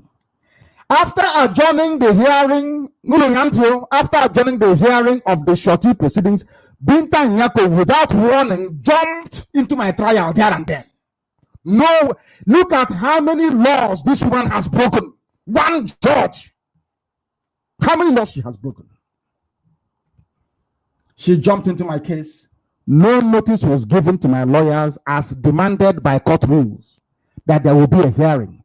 Can you imagine a judge ambushing a defense lawyer? It's unheard of. A supposed senior judge, for that matter, who in all probability should be defending the due process of law. If a senior judge in Nigeria can have such little or no regard for the laws and rules of the court, how much more an uneducated impostor from Sudan, Jubilee Sudani? How do you expect him to obey the law? You know that one being paraded by the Zeus that some of you said you voted for in APC. That nonsense there is Buhari. Oh, dear me. Black people. Black. No wonder it took Europeans to end slavery in Africa. It took intervention of white people to end apartheid in South Africa. It was a white man who ended slavery in America. When can we reason for ourselves? Black people, when will you ever reason for yourselves? No, that's all you know. Gossip. That's all you do. To reason like a human being, you can't. In a matter as grave as murder, attempted murder, and assassination attempt, the prosecutor, called Labaran, merely applied orally to Binta Nyako for a revocation of my bail and the issuance of a bench warrant against me. Oral, not written or oral application. There and then, that's a take away justice. Fast. You know, as you go for fast food, this is fast justice. All of a sudden, they're in a hurry. This was the same Binta Nyako who on countless occasions said that she presides over a court of records. I have heard that she said when I was in court, which means that all applications must be in writing for reference purposes. She said that in her court. I run a court of records. I need every application in writing. All of a sudden, because it is about revocation of bail, they want to stop my diplomatic moves around the world. Let us try and do something to tell Interpol to stop him. That's why she did it. A judge in a court of law. Equity and justice. Fairness. None. All sacrificed. Let us stop Nnamdi Kanu, that's all. That's why she rushed. Suddenly, she agreed to hear the application for my bail revocation orally, without it being written down, because she does not want the nonsensical application for my bail revocation to be challenged by my lawyers. She doesn't want it. Despite the fact that my lawyer informed Binta Nyako in her court that the issue relating to bail revocation was not scheduled to be heard on the 28th of March 2019, Binta Nyako, a judge, refused to listen, not minding that what she was doing was against the rules and procedure in her own court. But they're all Fulani and they can do whatever they like. They can go to Sudan and after all, a Fulani president died. They went to Sudan and brought an actor. Did you do anything? The answer is no. Yoruba wants 2023, which they can never get anywhere. They can never get it. They can never. So anything, it doesn't matter where once they say you're Buhari, that's it. Yoruba journalists came out and we are defending Jubril. They know it's Jubril. That's how evil they are.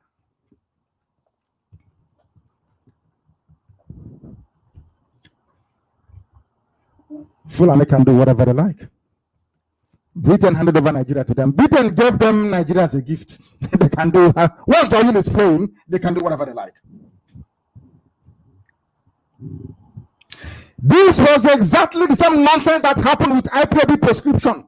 They never went to court for an open trial. They went to Kafrati behind our back and applied for banning of IPOB, tagging them terrorist group. Within 4 minutes, it was granted. We have been in court for nearly 2 years, asking them to bring this case before a court, before a panel of judges. Let us prove to the world that we're not a terrorist group. They keep adjournment. They keep adjourning it. Adjournment after adjournment. Adjournment. Do you know the case was adjourned again to October? Hoping that they will use the Wail's confession, torturous. hoping to use Chileberongu's confession to convict anybody. So when they come in October, they will say, yes, IPOB is a terrorist group. After all, this Fulani Judge Binta Nyako have ruled that or determined that you're a terrorist group. That's what they want to do. It took them 4 minutes to tag IPOB a terrorist group. It's taking them over 2 years.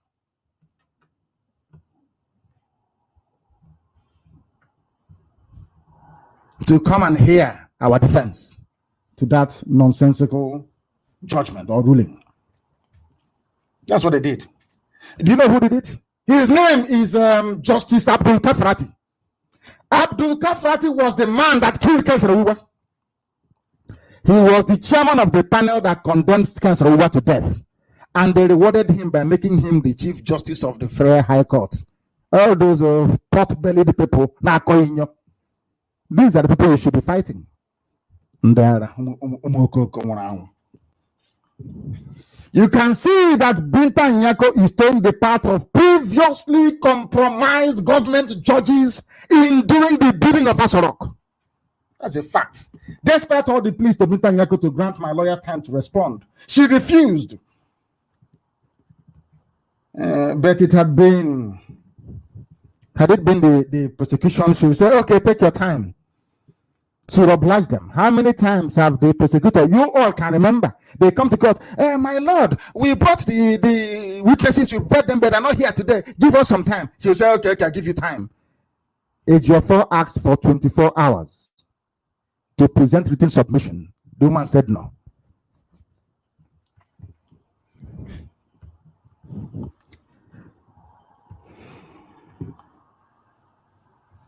Unbelievable. Binta Nyako did not afford me the opportunity to be heard in her court because justice and fairness demands that the prosecution submit a written application demanding from my bail revocation, not oral, which would have been met with a response from us. But it is clear that Binta Nyako did not want the atrocities the army committed in my home to be a matter of public record. Binta Nyako grew up in the barracks. Her father was a major general in the army. You don't know that? She doesn't want her court to be used to showcase the evil and the atrocity of the Nigerian army. You don't know that? That is why she doesn't want it. That was why she went for oral application, not written. Because once it is written, Ejiofor and the team will respond. Once they respond, all that they did will become matter of public record and referenceable. She didn't want it. But I'm telling people anyway. I'm telling you, because that is the zoo for you. What Binta Nyako cleverly did by ambushing my defense team is to make sure the issue of the attempt to kill me will not be mentioned in her court. This is the height of judicial injustice and perversion of justice. I am a victim of assassination attempt, attempted murder. If you don't know, a victim of attempted murder, mind you, by the state of Nigeria. One thing that has been established is that this order that Binta Nyako made is unconstitutional. Listen carefully. Binta Nyako insisting that she would take that oral application without any response from my lawyer is unconstitutional. The fact that she mentioned a case which wasn't listed in court on a particular day is against the Constitution of Nigeria. We are proceeding to reveal all to all of you. The order was not only unconstitutional, but was made in contravention of common law legal procedure rules. I ask you to download common law. Please click on it and see what common law is all about. Binta Nyako lied when she said there was nothing before her court concerning me and why I wasn't able to come to her court. She conveniently forgot that I deposed to an affidavit in Israel and filed a case. The suit number is FHC/ABJ/CS/908/2017, which is the matter we brought before her. between myself and the chief of staff, Buratai, that led soldiers to my house to kill me in that suit. The reason why I cannot attend to her court was well spelled out. My deposition was duly sworn before a notary public in the state of Israel. Official. A copy of the said sworn statement my lawyers filed before Binta Nyako. That is my statement where I was telling Binta Nyako what happened, but she came to her own court and lied that she had nothing before her. And she's a judge or justice. It is a fact on court records in front of Binta Nyako that the Nigerian army came to my home to kill me. I lost 28 men at my home in Isiama Faruku on the 17th day of September 2017 in a murderous raid that left many more injured. 28 unarmed and defenseless persons were shot to death without any court order. Many were abducted and have not been seen till today. But some idiots, perhaps full of their own ignorance, are somehow talking about my arrest as if the army is not culpable. Let us see what the Supreme Court said about a court adhering to its schedule, as Binta Nyako ignored. It is called Court's Own Published Case List and how that should be treated. In other words, Binta Nyako by law should not have called up my case on a day that she did not adjourn my case for hearing. Ambush. Judicial banditry. Many Nigerians don't know the meaning of common law, but tonight I will educate you. Or why it is said that Nigeria operates a common law system. So, for the purposes of greater clarity this night, we shall first acquaint ourselves with the meaning of common law. Common law practice. We must know what it is before we go on to expose the ignorance of the Nigerian judiciary as encapsulated in the pitiable performance of Binta Nyako. Let us look at the definition and the meaning of common law. What is common law, I ask? Listen carefully. This is according to Encyclopedia Wikipedia, not Encyclopedia Britannica. I'm sure they even said the same thing as well. In law, that is common law, also known as judicial precedent or judge-made law or case law, is that body of law, listen carefully, derived from judicial decisions of courts and similar tribunals. That is why when you go to court, you will hear them recite or refer to a case between Kbaud and Commissioner of Police in Ogun State, determined by either Court of Appeal or Supreme Court. Common law is a precedent law. In other words, you are guided by the ruling of a superior court or court of concurrent jurisdiction on a particular case. Black's Law Dictionary 10th edition defined it. In fact, went ahead to differentiate between common law jurisdictions and civil law. This is where the in the zoo. How am I? Call a lawyer now and ask the lawyer. What do you practice in Nigeria? I will tell you, my brother, I don't know. They practice common law in Nigeria. But what Binta Nyako is doing is civil law, which is more like Sharia law, where if you're accused of any crime, you have to prove that you're not guilty. The burden of proof is not on the state.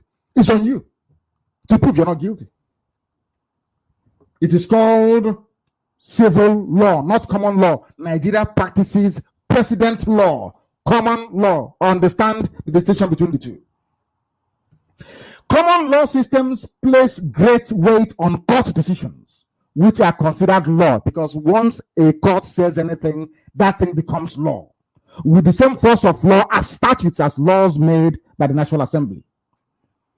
Common law courts have the authority to make law where no legislative status exists. Where there is a vacuum, a judge can take a decision, a court can make a decision or decide in a judgment how things should be, and that becomes a reference point. By contrast, civil law jurisdiction, the judges in civil law courts, which is what Binta Nyako is trying to do, tend to give less weight to judicial precedent. They don't listen. Binta Nyako is in common law, but she's practicing civil law. The height of judicial ignorance, if there was one. Now that we have established that you have to go by precedent, let us look at common law in practice in Nigeria and determine if Binta Nyako is a judge presiding over common law or not. Let us look at the precedent case. This is in a case, Pam v. Mohammed 2008. Listen carefully, please. It's a case law. A judge, this is a judge ruling. His name is Toby. I'm sure some of you know Chief Justice Toby.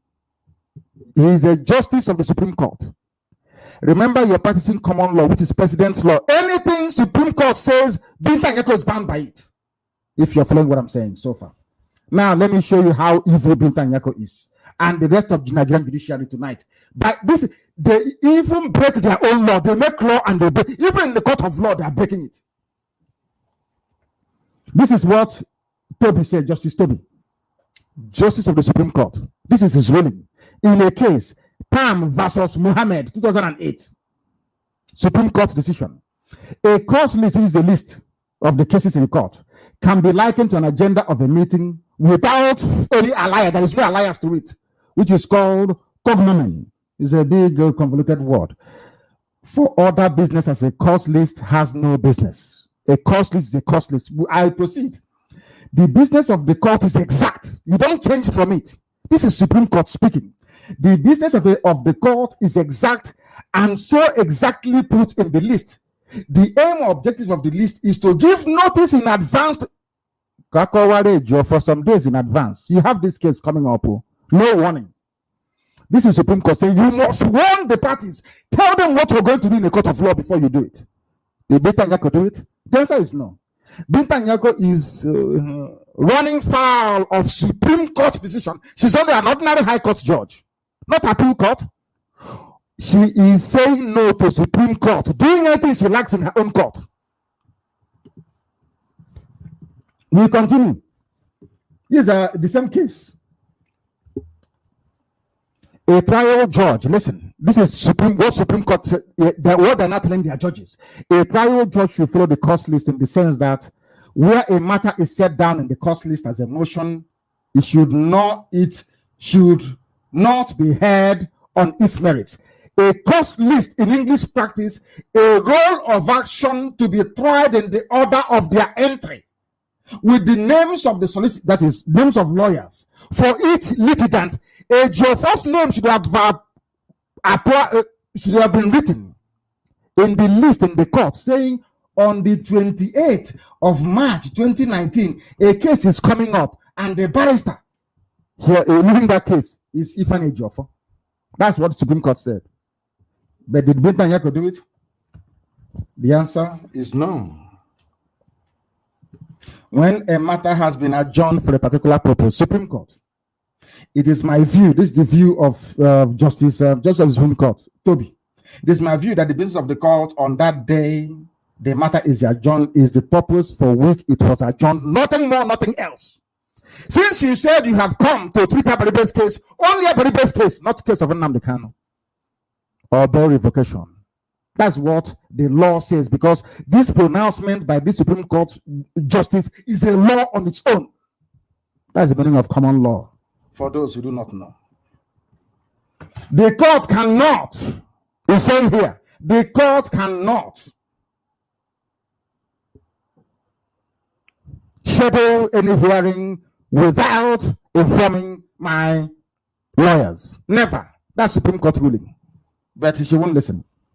So does it mean, therefore means that Binta Nyako doesn't read Supreme Court judgments? That's what it means. Because by disregarding the decision of the Supreme Court in relation to ambush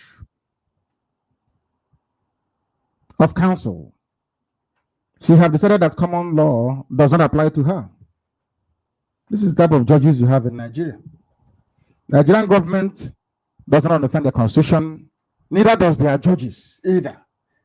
They copy what is written by the white man, they add a few big words, big grammar, quote it with Sharia terrorist laws, and call it the Nigerian constitution.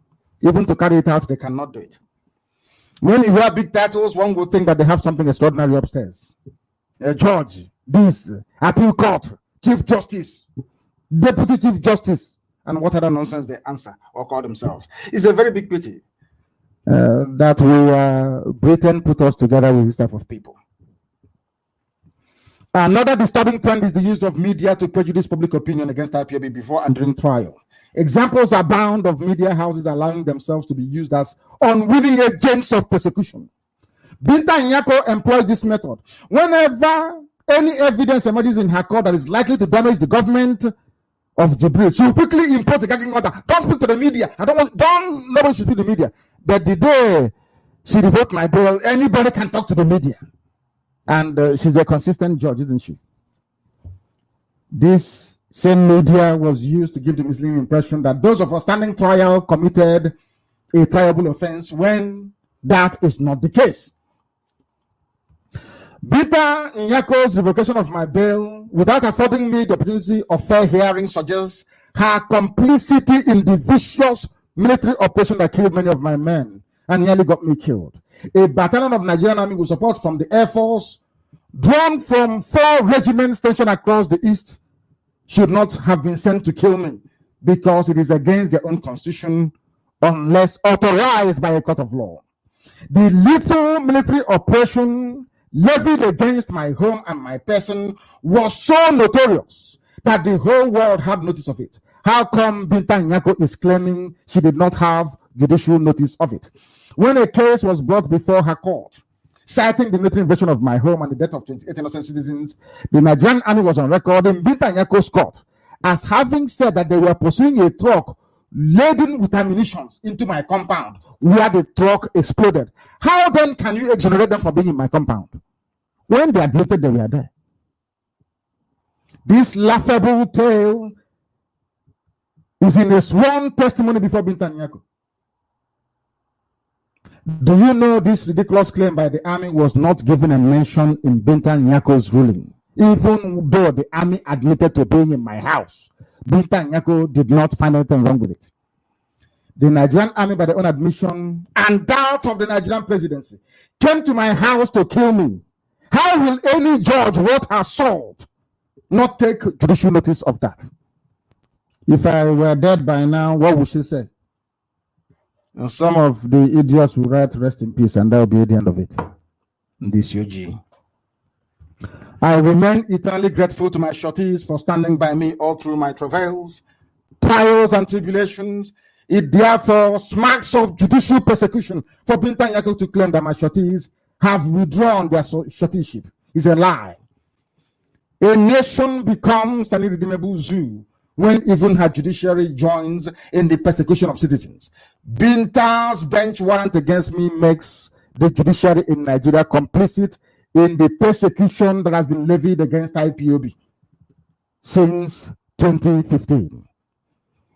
In March last year, a Continental Human Rights Court restrained the Nigerian army, the Nigerian government, from further persecution of IPOB family members, including my humble self.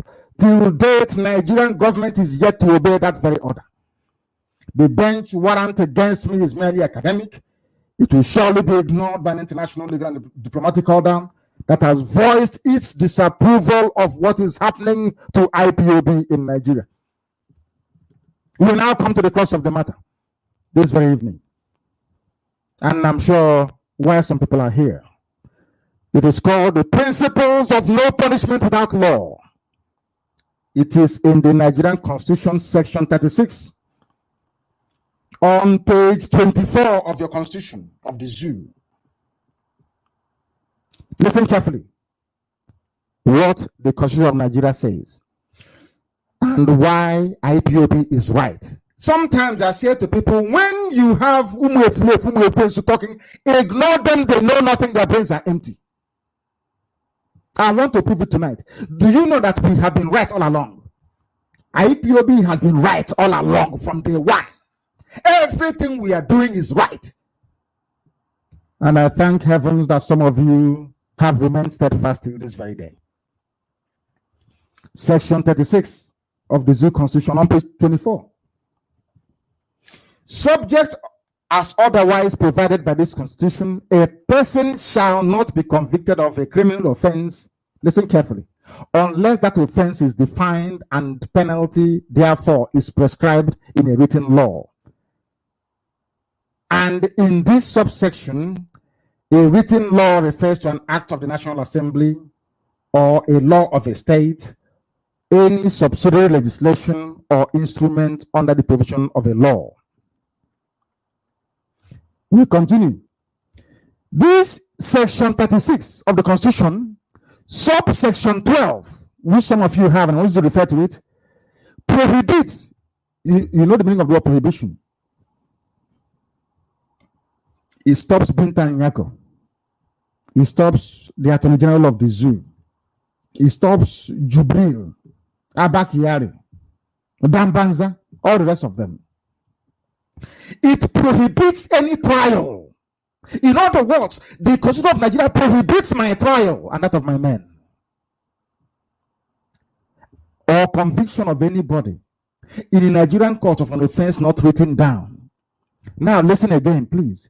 The offense they're charging me with is not written in law in Nigeria,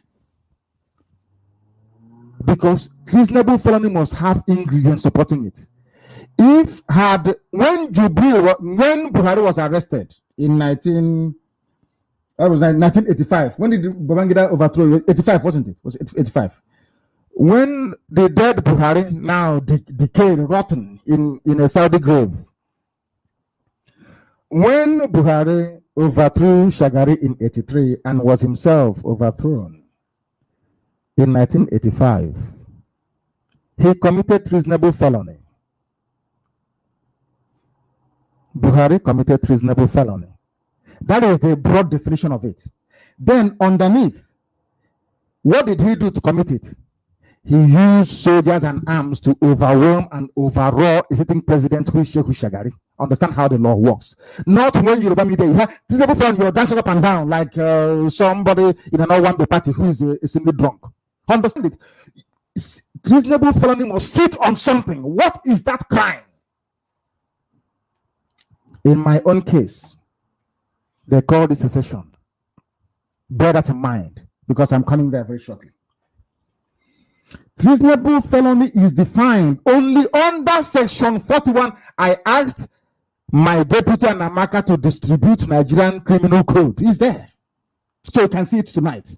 That I should not be in court. Benjamin Madubu should not be in court. Bertilization should not be in court. David Wamwisi should not be in court. Chidebora should not be in court. No IPOB family member should be in any court in Nigeria, because we have not committed any crime known to law. In fact, what we are doing is supported by Nigerian law. It is here, and I'll prove it to you tonight. I know it is very lengthy, this very program. After all, before I used to do 3 hours program at a stretch, so you must bear with me. You must listen to this. My contention tonight is that I have not committed any offense triable under Nigerian law. Binta can attest to that. Because treasonable felony is defined only under section 41 of the Criminal Code, which you have. There are 4 definitions of treasonable felony, and none of the definitions mention secession or trying to carve out a nation from Nigeria as a crime. If you remember when I was arrested, Yoruba media went to market about my charges. Secession is a crime. People are so stupid. The nation of Biafra is a crime. Who told you that? If it is a crime, why is it not in the laws of in the Criminal Code of Nigeria? It's not there. Pursuing Biafra is not a crime in Nigeria. It is not there. Secession is not a crime. Self-determination is not a crime. What IPOB is doing is legal, it is correct, even before Nigerian courts. We must continue. Let me perfectly explain this. Nigerians, their courts, judges, and some legal practitioners are ignorant of this same Constitution of Nigeria they derive their authority from. I am not doing this expose tonight in the hope that Nigerians will do anything about their plight. No. They are blacks, they won't do anything. From time immemorial, we don't do anything. I am doing it that humanity may know that we Biafrans are civilized, law-abiding people. IPOB is a civilized movement and law-abiding because we understand and respect the law, even the laws of Nigeria. Fulani in a billion years can never submit to the rule of law. Their judges are ignorant of the law. Therefore, those of you using the name of Nigeria, using the name of Biafra, I must say, to work for Fulani, encroachment into our land, or who think by turning to informants and agents of the caliphate, you can demoralize the weak amongst us. Let me tell you this tonight. You are wasting your time. Create as many fake Facebook accounts as you like. Issue misleading press statements as much as you like. One thing is guaranteed. Unless you mention Nnamdi Kanu or IPOB, nobody will read anything you write or anything you say. That's how powerful we are. Now you understand it. That is the level of stranglehold we have over you. Unless you mention Nnamdi Kanu or IPOB, nobody wants to read what you're writing. That is power and might that we exercise over you. Unless you mention my name, you are nobody. If you like, try and see. Nigerians and their government does not understand their own laws. They copy and they paste. For us to further understand how hopeless Nigerian judges like Binta Nyako are, let us do some research on the own constitution and what it says about Biafra agitation for freedom. Now I want to prove to you that agitation for Biafra is legal within Nigerian laws, not AU law. Not laws from UN, Nigerian law, Nigeria, inside Nigeria itself. Their law says I can secede if I want. Then why am I in court? Because I'm in court because Binta Nyako she doesn't read the Constitution. She has never read the Constitution of Nigeria. I'm not sure she has. And she's a judge. Let us proceed. Our focus is going to be on secession and write it down. Secession and self-determination. To prove to even a mad person that Biafra, what IPOB is doing, joy is not a crime.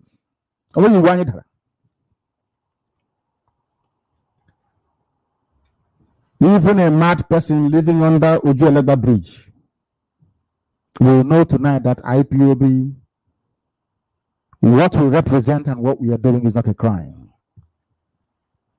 I know I should have treated this very issue separately. Maybe I will at a later date as well. But I want to use tonight to lay down for the world to know how inept, corrupt, and ignorant Nigerian judges and their courts are. This landmark broadcast tonight is of historical importance and significance. And I've asked my deputy to make sure that it is placed on various media platforms for reference purposes, because things can never be the same again. All of you have a copy of the Constitution which you've been looking at. If you amend the Constitution, everybody knows about it. We must bear in mind at all times the supremacy of the Constitution in all matters to do with the law in any country in the world. Chapter 6. Go to the criminal code that was circulated. Chapter 6, Section 41 of the Criminal Code, which defined the offense of treasonable felony, for which I and others have been charged for conspiring to commit. This is what it says. You must do, for you to be charged with treasonable felony, you must do one or all of the following. And now, as I'm reading it out, think of IPOB and see if you committed any of these crimes. Now, any person who forms an intention to effect any of the following, that is to say, to remove during his term of office, otherwise than by constitutional means, the president as the head of state of the federation and commander-in-chief of the armed forces thereof. In other words, did I start IPOB to remove Buhari then from office, or was I doing it to create Biafra? I'm sure everyone knows the answer to that. Not to remove Buhari from office when he was alive, or to remove Jubril now, but to create Biafra. That's number one. Number two, to likewise remove during his term of office the governor of a state. Am I trying to remove any of the corrupt Awusa slaves, traitors we have in government houses? Or am I trying to create Biafra? I wanted Okezi Ikpeazu removed through the ballot box, not by fighting the bagger. Of course, I know that the cabal will come to his rescue. It's been happening throughout history. It's nothing new to us. They will defend their informants anyway. They will defend the saboteurs in our land. They've done, after all, Oba Biasika came back after betraying Ojupu, after the war, to become the governor of his central state. So they have a history of rewarding saboteurs. It's not a big deal. C is to levy war. This is treasonable felony. To levy war against Nigeria in order by force or constraint to compel the president to change his measures or counsels, or in order to put any force or constraint upon, or in order to intimidate or overrule any house of the National Assembly or any other legislature or legislative authority. Is that what we are looking to do in IPOB? The answer is no. We just want to Biafra, a separate homeland for Biafran people, not to take over any house of assembly. Now, ask yourself this question. Those people that invaded National Assembly and ran away with the mace, are they being tried for treason? The answer is no. But the law here says they should be tried for treason. You know, it's zoo now. They don't know their own laws, do they? D says to instigate any foreigner. Motorcycle. Instigate which foreigner to come after which zoo. Is our interest not only in Biafra? From what we have read tonight, what the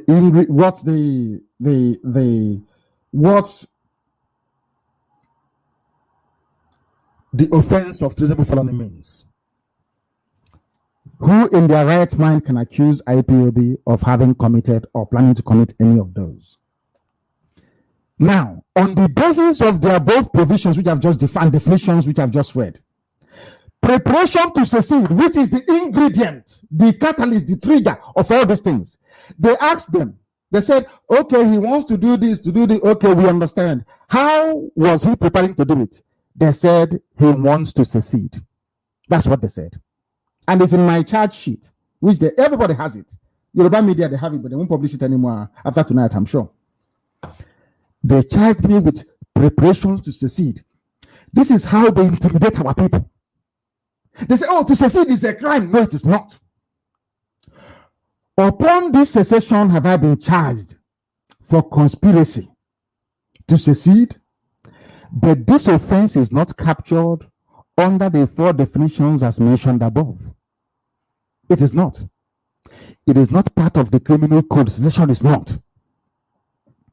So the offense as charged, the offense I am facing with my men is not known to any written law in Nigeria. That is why Binta Nyako doesn't want to hear the case of jurisdiction, because she has no right to hear the case, because the crimes you are being accused of does not exist in law. It's not written down. And the Constitution of Nigeria says if it is not written down, you cannot be tried for it. Now, do you see why they're running from the court? Do you understand? Now, is it not very clear to everybody that what I'm doing is legal? But I'm going to prove it even more tonight. The time now is approximately 7 minutes past 9 p.m. here. You must bear with me. We must finish this. Before, people used to ask me to stay on for 8-9 hours when we did the marathon broadcast. But tonight, we must finish this very broadcast. It's very, very critical. Listen carefully. The charge and my trial and that of my men is unconstitutional within the provisions of section 36, subsection 12 of the same zoo constitution, which says that subject as otherwise provided by the constitution, a person shall not be convicted of a criminal offense unless that offense is defined and the penalty therefore is prescribed in a written law. And in this subsection, a written law refers to an act of the National Assembly or law of the state. I'm asking you, go anywhere and check. Do anybody say in Nigerian law that secession is a crime? Or that mentioning Biafra is a crime? You will see there is none. So a lot of people have been acting under ignorance, under a spell of ignorance before we came. That is why I said before, anywhere we go, we bring light to it. We are IPOB, the very best of the best. I said the very best. You're not getting an IPOB, you're a child of Lucifer. Nothing good shall ever come out of your life. I'm telling you the truth. Before heaven and this very earth. IPOB is, we are whiter than white and whiter than snow. That is why all their plans against me can never work. And they know it. Now we are going to look at the laws from which I derive my authority to run IPOB, from which I derive my authority to ask for secession. Now to carve out Biafra from Nigeria. I have Nigerian law by my side, and tonight we're going to look at it.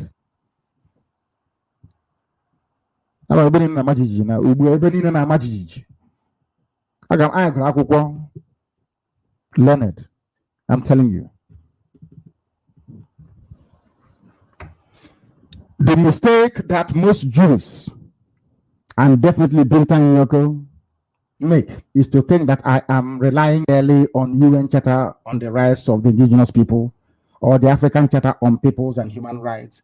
What they fail to understand is that I am relying on laws made by the National Assembly of Nigeria in 1983. Bintan Yoko is trying me and my name in her court of law for doing something the laws of Nigeria said that I should do. If I am oppressed, I should ask for self-determination. It's in the laws of Nigeria in 1983, enacted in Lagos by the National Assembly in Lagos.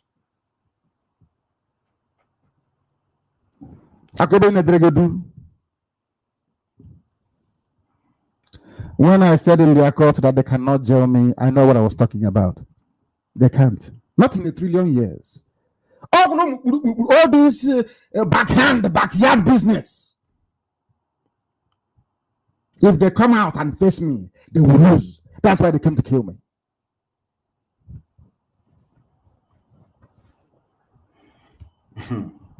Listen carefully, please.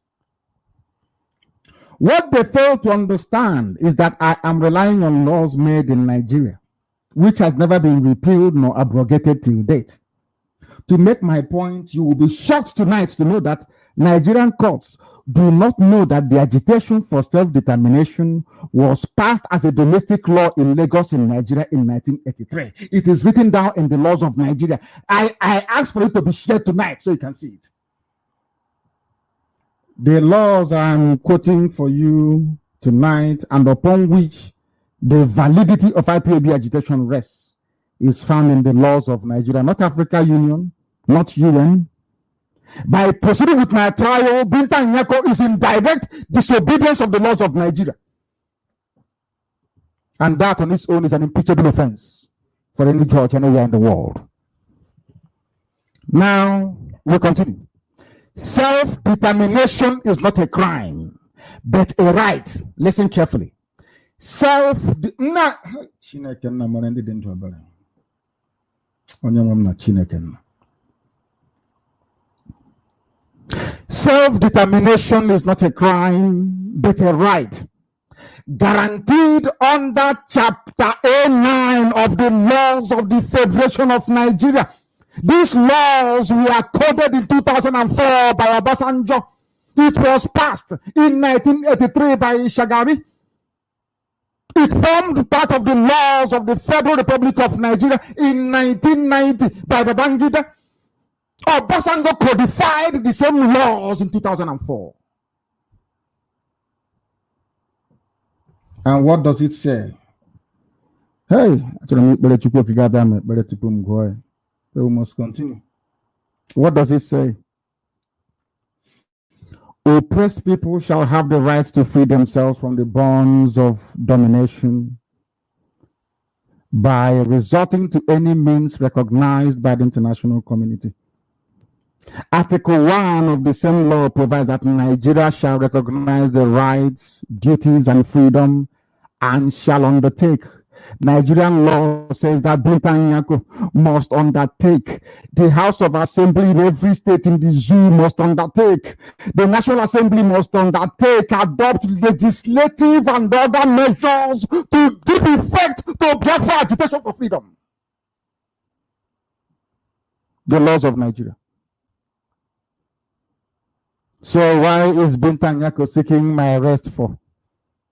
I'm waiting for them to arrest me so this will come out in a civilized court of law anywhere in the Western world. What does this article say? Hey, these are laws made inside Lagos. Inside Lagos. Enactment and inside Lagos. Inside Lagos, these laws were made. Yoruba media will say we are educated, we are the most educated, but you don't know this, do you? Let me tell you what it says. This is the law of Nigeria. It's here. I hope it was circulated. Please, Deputy, make sure that everybody is referencing it. Very, very important. Laws of the Federation of Nigeria. Article 20. Laws of the Federation of Nigeria. Enacted. Incorporate is a law, existing law till today. What does it say? Article 20. All peoples shall have right to existence. Listen carefully. They shall have the unquestionable and inalienable right to self-determination. This is National Assembly of Nigeria in Lagos in 1983. They shall freely determine their political status and shall pursue their economic and social development according to the policy that they have freely chosen, which is exactly what I'm doing in Israel. Securing lucrative investments and participation in the economy of Biafra land from Israeli businessmen. That Kbaud is trying to, finally have sent him to go and try and spoil it. Listen carefully. Number 2. Colonized or oppressed people. The laws of Nigeria says that we as Biafrans oppressed in Nigeria, we have the right to free ourselves from the bonds of domination by resorting to any means recognized by the international community. Asking for referendum. They don't want to understand.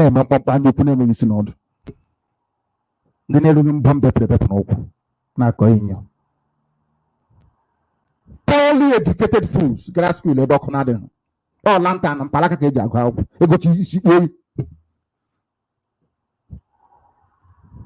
You want to challenge me?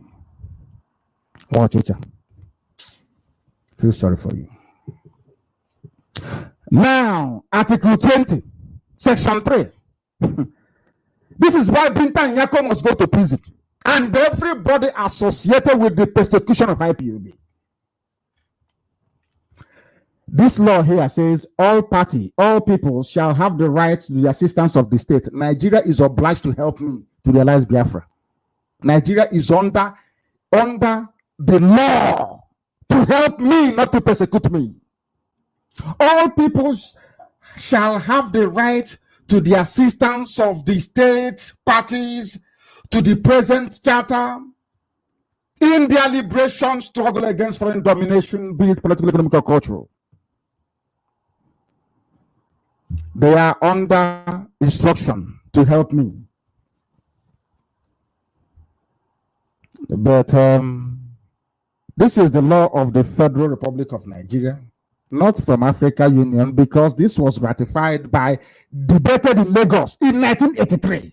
On Shagari in 1983 made this to become law. Acknowledged in 1990 by Babangida and Obasanjo in 2004 when this very law was codified. Brought together, that's the meaning of it. A compendium, brought together. Was codified. That's why you see 1983, 1990, and 2004. I should have listened to my father and read law, to be honest.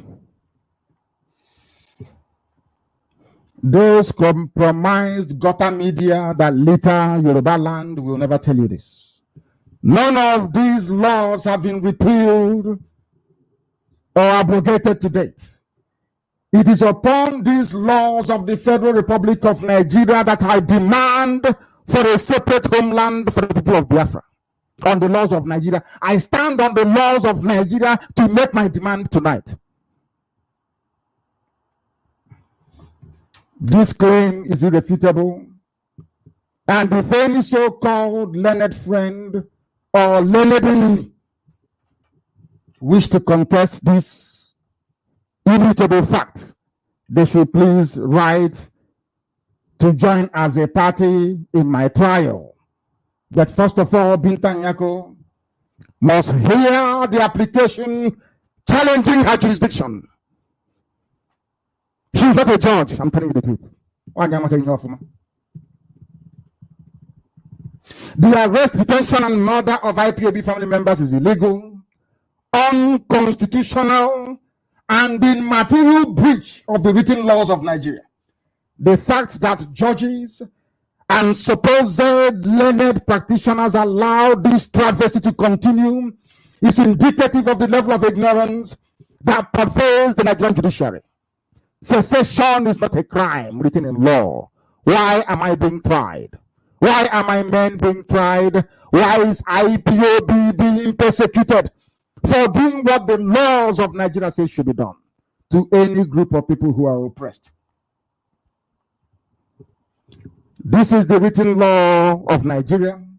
How can any judge, judiciary, justice system, or state prosecutor seek to punish anybody for doing what the law says?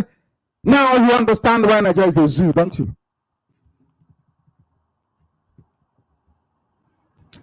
That brings to conclusion. I could have gone on, but I know that the attention span of most people in the zoo is very short. This is for us as well as our enemies as well. The army deployed the entire 4 divisions in Biafra land from Obinze, 82 division in Enugu, Ohafia, Asa, Ovim, plus aerial support to come and dance pattern dance in my house and kill people. But they never deployed up to 1 brigade against Fulani headsmen that are killing people. That is Nigeria for you. That is their judiciary for you. That is evil for you. I ask you to reflect, to ponder, and think through this very gospel tonight. And for you to know that everything IPOB is doing is legal. There is nothing to be afraid of. And we are not afraid, because Biafra will come. And then this will form part of the story we'll tell our grandchildren and great-grandchildren, that the world may know that at one point in time, there was this group of people ordained by Elohim to bring light to Africa. For decades, that light was dimmed but not extinguished. But today, don't forget about hunger. And through IPOB. It is never going to happen. We'll be here. We're ready to feed all of them until they will fight and make sure that we get that independence. So if they are hoping on that one, you know, they can sell their groundnut, because according to them is the groundnut oil money that he used in developing Nigeria and educating us. But Willie himself didn't go to school. Isn't that something? Somebody selling groundnut and bringing the oil and developing other places and then sending people to school. Meanwhile, he himself that has the oil and the groundnut oil does not go to school. They're just making a complete nonsense of the whole thing. What we are talking about is our independence. We are going to be free, whether they like it or they don't like it. The option they have is just give us a referendum. Whoever wants to go, will go. They can conjure all they want. They can speak about whatever they think they know how to do, but they are wasting their time, because they can't stop us. Somebody told me, somebody was saying, but the way you are doing it, you people are just the one creating. After all, they are attacking you because you want to. I said, what about Yorubas? I said, you see, they are not attacking the Yorubas. I said, they will not. Why would they attack the Yorubas? They can't. They are looking for their friendship. They are looking for their ally. They want support. They want support from them. So you think it's a wise thing for them to attack them? No, they won't. For them, we are the biggest shit. Nnamdi Kanu is the biggest nightmare for them. Any other person out there, they might feel that, We can deal with this later, but the biggest, they want to start with the biggest one. The biggest one is Nnamdi Kanu and IPOB. That is what is giving them sleepless night. Everybody, if you don't call that name Nnamdi Kanu, call IPOB, you never start. Yeah, we know that. But we're not doing it to spice anybody. What we are saying is that we're looking for our freedom. We want to be free. No matter what you do, no matter the meeting you hold, we call them together, let them go into the room, come out with a meeting. They are wasting their time. Biafra is here to stay. We are consistent in what we want. We never give up. We will never, ever, ever, ever, ever give up. So let them not think that tomorrow we're going to back out. No. When we are gone, our children will continue. Already we're educating them. We are telling them to know who they are. History is banned in schools. They don't even know their history. But today we are, teaching them to know that when we are gone, they talk about Nnamdi Kanu. Wait until when the man grows very old and gets away, you will see more deadly Nnamdi Kanus. After all, who started it? Was Jimmy Ojukwu. Ojukwu started it. They moved on to Wazulike, who thought he was going to do something, but eventually got bought off. So Nnamdi Kanu is there. Consistent, sincere and honest. He knows what he wants. He has his eye on the ball. Nobody cannot be distracted by anyone. They can come off on left and right and center and talk and feel it. They will all fade away. All of them will fade off because you are not given that gift of securing. Like I said before, Wazulike, when he started, I heard about him.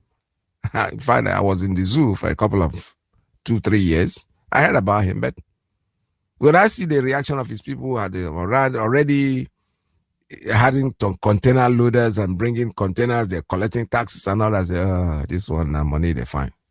This one not serious. Mazi Nnamdi Kanu is the thing. Like I said before, God picks. You can't give yourself what you don't have. God will ordain you and give you the power to do what you're doing and give you the courage to be consistent. How you do it does not really matter. Oh, if they cost people, let him cost them. Who will not get angry? Our people are stubborn. They don't listen. Till today, people are thinking that because of them, they have a small store in the north, in Jos, with small kiosk. Because of that, we are going to give up Biafra. No, you stay there. No problem. The life continues. People have died before now. You're not going to be the first and you're not going to be the last. All right. So, like I said before, they are talking about us. Everybody's talking about the killing. It's affecting everybody. I watched a Nigerian movie yesterday. And what I just saw in that movie that actually I want to talk about is somebody who took his hand and took a poison and then put in the drink of somebody that is trying to kill. Then that person that is trying to kill, when he came in after drinking, gave him money, gave him large sum of money. And then, normally when you want to count money, you lick your fingers. So the man licked his fingers and then counted the money and then remembered that the hand he used in carrying the same poison that is killing the other man is the one that he has licked. I can't see Abagoyano. That is the point. The truth is that is what is happening in the zoo today. I can't see Abagoyano. They don't know what they are doing anymore. They wake up, they just say something. Everybody is complaining. People that thought it was going to end with us, no, they are killing their own people too. There's this lady that I just saw. I don't know. She was saying something about the killing, about the slaughter that is going on. And then I can't see her, but I don't know. Do you understand that? Now, every morning you wake up, a kid 10 in Daudu, 15 in Gwe West, 10 in Guma, 2 here, 1 in Agasha, 2 on the road, 3 here, 3 in a vehicle. It is a daily occurrence now, daily. And what they are doing commonly now is that they are not even shooting, they are slaughtering like rams. That is what is happening now. 3 days back, they went to bury a young man that they slaughtered. Broad daylight, they came shooting to stop them from burying that young man. I want to say that this should be the concern of every one of us. It is not a religious issue. Some of them are hiding under religion. It is not a religious issue. I know, because I have related to Muslims for a long time. No Muslim fights or kills during Ramadan. The killing even took place more at that time than now. So they should not tell us it's Muslim. It is a hidden agenda. And this hidden agenda is being sponsored from the presidency. It is coming from the presidency. If all Nigerians are saying ranching and presidency continues to say grazing reserve, then presidency has a hidden agenda. We want to hear our president's voice. You don't die. Our president should talk to us. You don't have we any did president. not vote for Garba Shehu. We did not vote for Shegun Adesina. We want to hear our president speak to us. Presidency promised some amount of money to resettle our IDPs. It's how many years today? No kobo has been sent down here. But a lot has been sent elsewhere where they have IDPs. We also want to urge our sons and daughters who are still sitting on the fence to wake up and speak against the evil being perpetrated in our land. This matter is not only about Governor Samuel Otom. Benue sons, home and abroad, who think that they are not affected by the crisis, must know that we are all casualties, whether we are at home or not. They should raise their voices to condemn the injustice being visited on us. This is no time for politicking. What is happening here now is beyond politics. When the Fulanis come to kill, they don't ask you which political party you belong to. That's right. They should send their relief materials to those IDP camps and also solicit support on international donor organizations to come to the aid of our people. Everything is left into the hands of Benue State government, and we're having a problem. The governor is not a loner. We're asking our sons abroad and elsewhere, who are in Abuja, who are everywhere, that they should take interest in what is happening in Benue State. They have their families back home, they have villages. If you think it's not happening in your village, the whole thing is drawing nearer to every village now. So they should sit up, whether you're a businessman or your whatever, and some of them are protecting their offices. They are protecting their personal interests. But if you protect your interests and all your people back home are killed, where will you call your home? You are having children there. Tomorrow, your children will want to know where they come from. And that place will not be in existence anymore. Finally, we wish to call on Nigerians who love justice, peace and equity to rise and condemn what is happening to the innocent people of Benue State. The killer herdsmen are still here with us. They have resorted to guerrilla warfare. They now attack our people in their sleep and leave their familiar trademark of death. With very heavy hearts, to address you on issues bothering us as a people, Benue State and Nigeria as a nation. As mothers of this state and the nation, we owe our children the duty to voice our feelings when we see the things going wrong, and those who should speak have chosen the path of silence. We owe this country the duty to call its leaders to order and counsel them when it has become apparent that the leaders we elected are not doing what is right. We have no other country than Nigeria. All right, you have no other country than Nigeria, but I do have Biafra. Biafra is my home. If you want to create your own home, do so. If you don't, you want to die with Nigeria, they will kill you. The Fulanis will slaughter you like chicken, and they're already doing it. I mean, I don't know what else to tell you. I'm very happy that you people are speaking. Oh, I can't see you, because these were the people that connived together, joined the zoo to slaughter the Biafrans, to kill the Biafrans, to maim the Biafrans, to rape our women and kill our children. And nobody was talking. Today, it's your turn. Theophilus Danjuma, one of the people that fought the war, already told you that they are killing all of you. They're coming to kill you. If you keep quiet, you would all die. He said it that way. That's exactly his word. But None of you paid attention. You thought he was joking, he was blabbing, right? It's an old man blabbing. He knows better. They are the people in the inside, and they are telling you beforehand. This is exactly what our leader was saying from the beginning. He's been saying it since 2014, since I became member of IPOB. I remember him going to World Igbo Congress to say the same thing. If you keep quiet, you will all die. They are coming to kill you. The news have been spread. People are back home. A lot of people are even getting me very upset because when they call, if again Ogage course, they call me Ogage. Nnamdi Kanu is my Oga. I want to follow phone and call. What did we cause? And you say bunde mother nana. I'm going to call young phone and people are just sitting at home. So what of Ndani Bunugwa Hausa? Was it Nnamdi Kanu that went there to create it? They had told you, he had told that these people are coming to take off, to skip away your life. All of a sudden, they told all of you to surrender your guns. Whoever had guns should surrender it. A lot of people went out there and threw in even den gun. You just go and put it there. Bunch of idiots that are thinking that they are brainy, they have sense. They have no sense. If they want to kill you, they first disarm you. That's the first thing. They make sure you had no gun. Because these people are cowards. They don't go to where there is gun. Armed robbers. That's why people come out at night, sometimes in their homes, and fire some shots up in the air. That's the warning the armed robbers, hey, we are armed though. And they will never go there. They will never. No.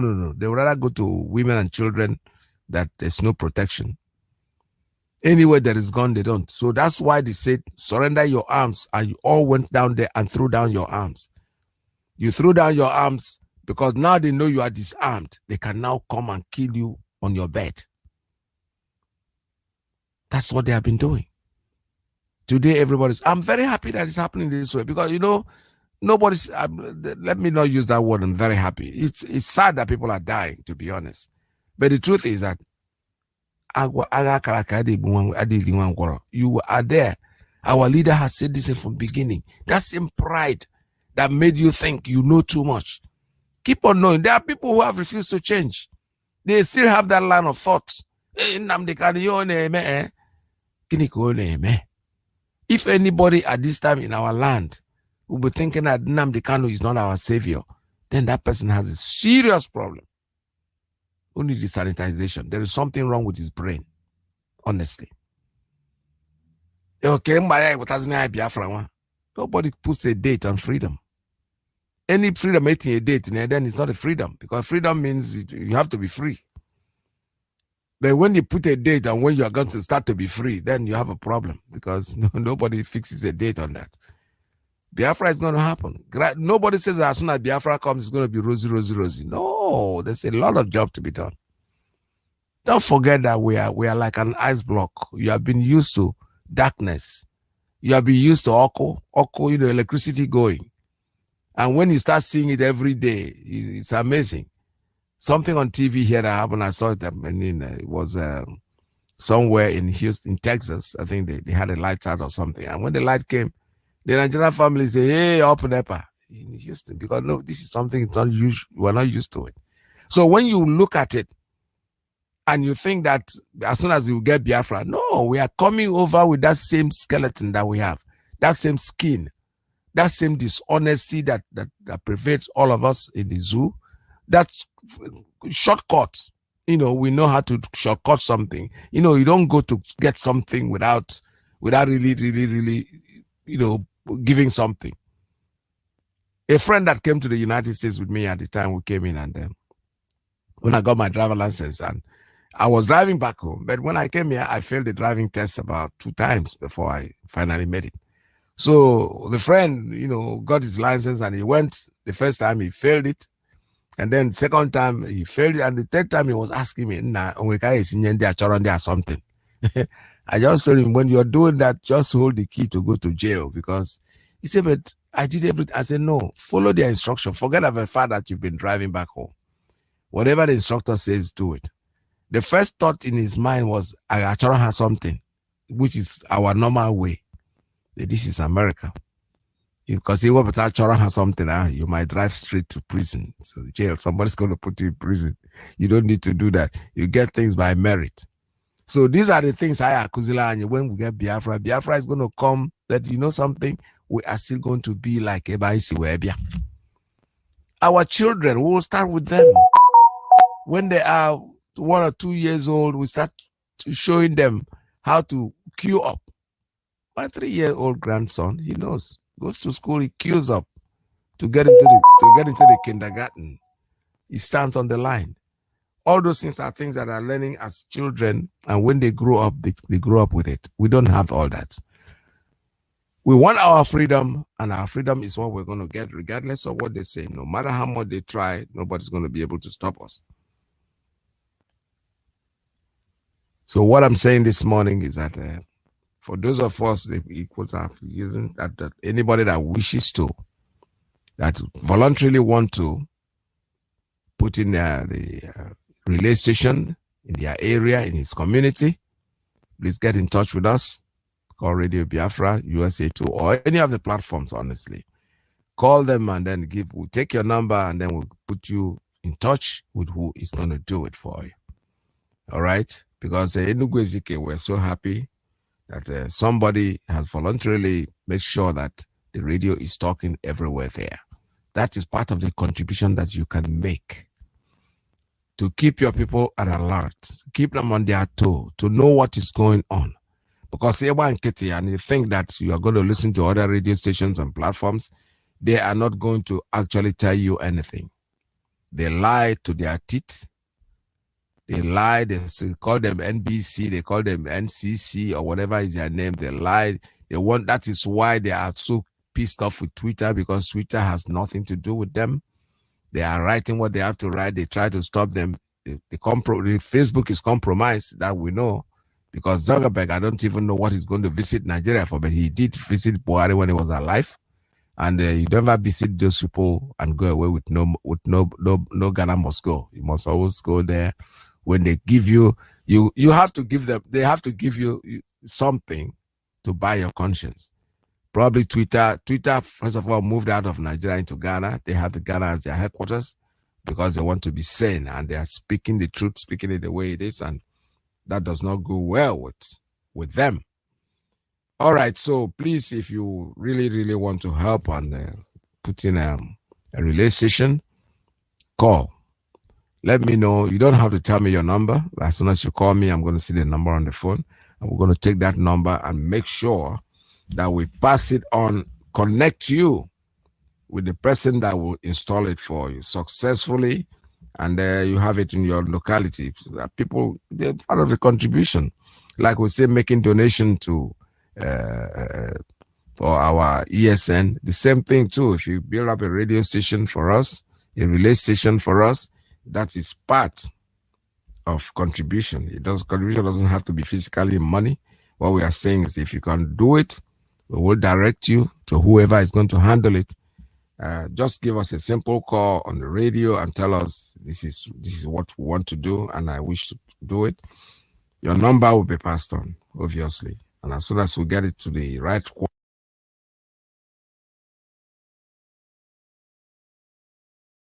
quarter, you'll be able to contact, the person will be able to contact you, and the radio station will be set up. This is Radio Biafra USA 2. We are still taking calls. I'm going to start taking my calls from now. 646-920-454.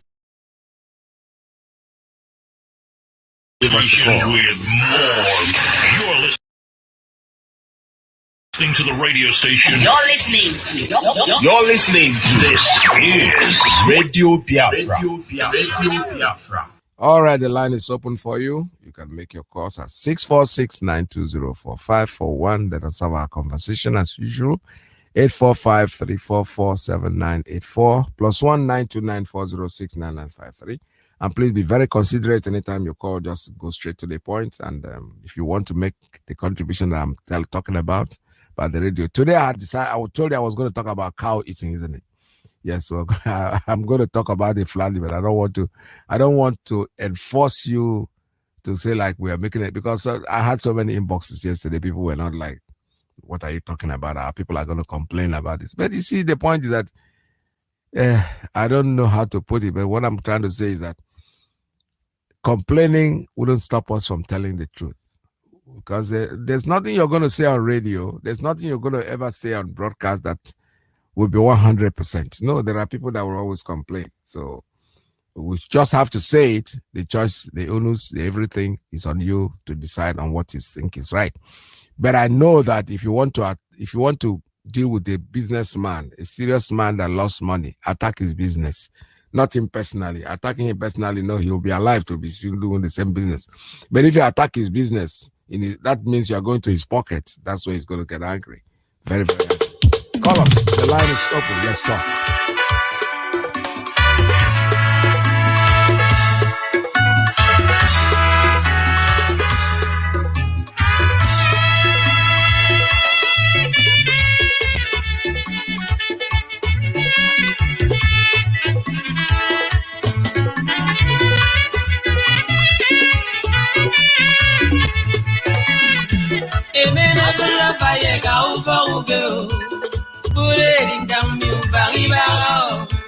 Amen pansege ka uboge puri beneri ubongo pamira na emenu na yene ka uboge mbo puri ngam pamira emenu don wene ka uboge puri beneri ngam pamira oh there is no vacancy pan pa go ngidio uwe mbio da makuro swami yo doko yeno kepe kansi baga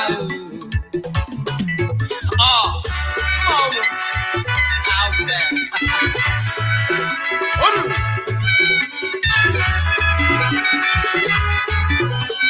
upogo dito begodo there is no vacancy upan gempa go ngidio uwe mbio da makuro swami yo doko yeno kepe kansi baga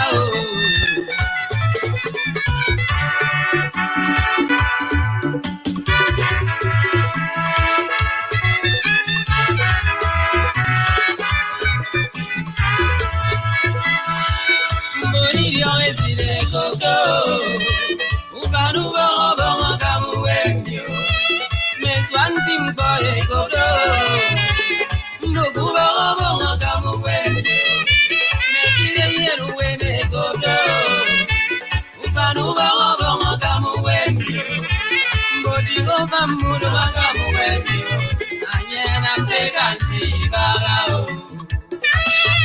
no chance no chance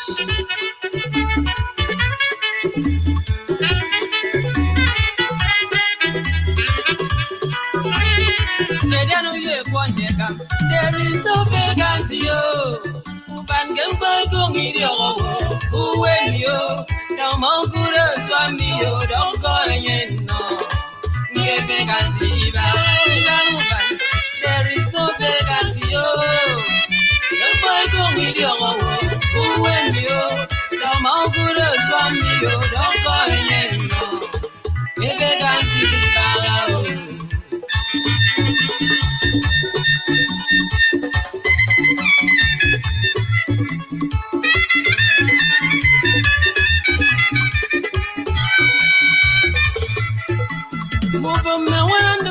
Pension ide memko uba oba ngamu wenyo mbone ko ide pension ide memko uba oba ngamu wenyo me pimune na mo pension ide memko uba oba ngamu wenyo ubo chigo ba ngamu wenyo ubara yena vacancy baga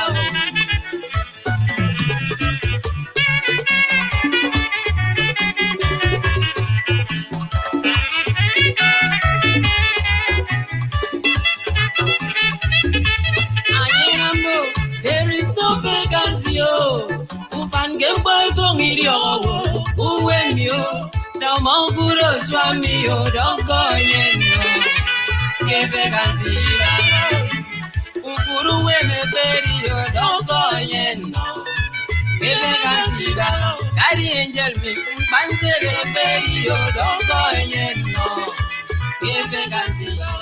All right, vacancy, but there's no vacancy. Okay, this, like I said before, if you want, that's the calls that I need to receive this morning. Anybody willing to install a relay station in this locality for his people to be able to listen to our radio stations, you are very welcome. The Enugu Ezike, somebody did it and it's working perfectly well. And I need calls from there, from Ezike, actually, Enugu Ezike.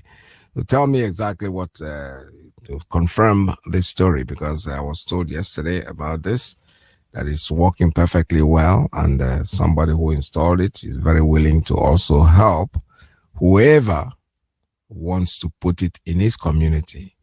If you want to plan to put it, those of us in diaspora, especially here in the United States, we know that we'll be able to handle that effectively. I have a call coming in on Signal. Caller, good morning. Tell us your name and where you're calling from. Good morning, Dr. Ike Peters. Welcome to the program, sir. And thank you for your wonderful, sexy, and romantic radio station. I really appreciate your good work, sir. You're one of a kind, man. Every one of you are different in many ways that are very nice to this program. I really appreciate you guys for your time and your efforts. My brother, you see, the only group that I know that is making sense right now, that knows exactly what is supposed to be done for everybody to just exist in peace and divide and go our separate ways, are the CNG, the Coalition for the Northern Group.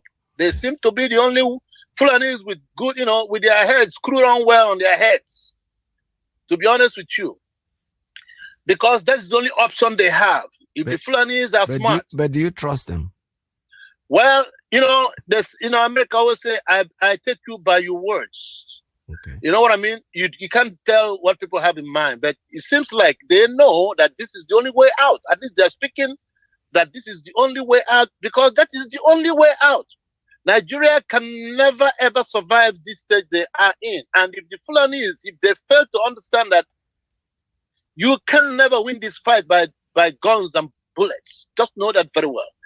Now, Nigerian soldier coming from any other section other than the Fulani will fight on the behalf of one Nigeria. They will never do it. The soldiers, the army is divided very well. When it comes to real war, they're going to find out lately that they don't have nobody to fight on their behalf. That's right. They have destabilized the nation. They are responsible for the destabilizing of the nation. After all, there was the regime before Buhari. Buhari was the one who embarked in this useless adventure, thinking that it's going to create a caliphate, a Fulani caliphate. You think Nigeria is too big for that nonsense. It's too big to be governed by a black man in the first place. You can't have 5 countries in one country and you give it to the hands of black people. Not only that you gave it to black people, but black people that are different in ethnic, religious, and all whatnot, man. And above that, you have a section called the Fulanis from the Muslim sect that feel that everybody else should be a slave to them. And you think that country will survive. Nigeria is a disgrace. Let's face the fact. We are a disgrace in the eyes of the world. And anybody who's clamoring for one Nigeria is a fool. His head should be checked.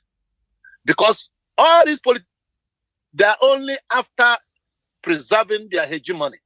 That's why they voted themselves the biggest salary in the history of any political payment you have in the whole world. Even in the United States. Governors make $60,000 to $70,000 a year. I'm talking about governors of a state like United States, the richest, most powerful country in the world. And you see how much money these guys are taking home every month? Someone is paid $30 million basic salary.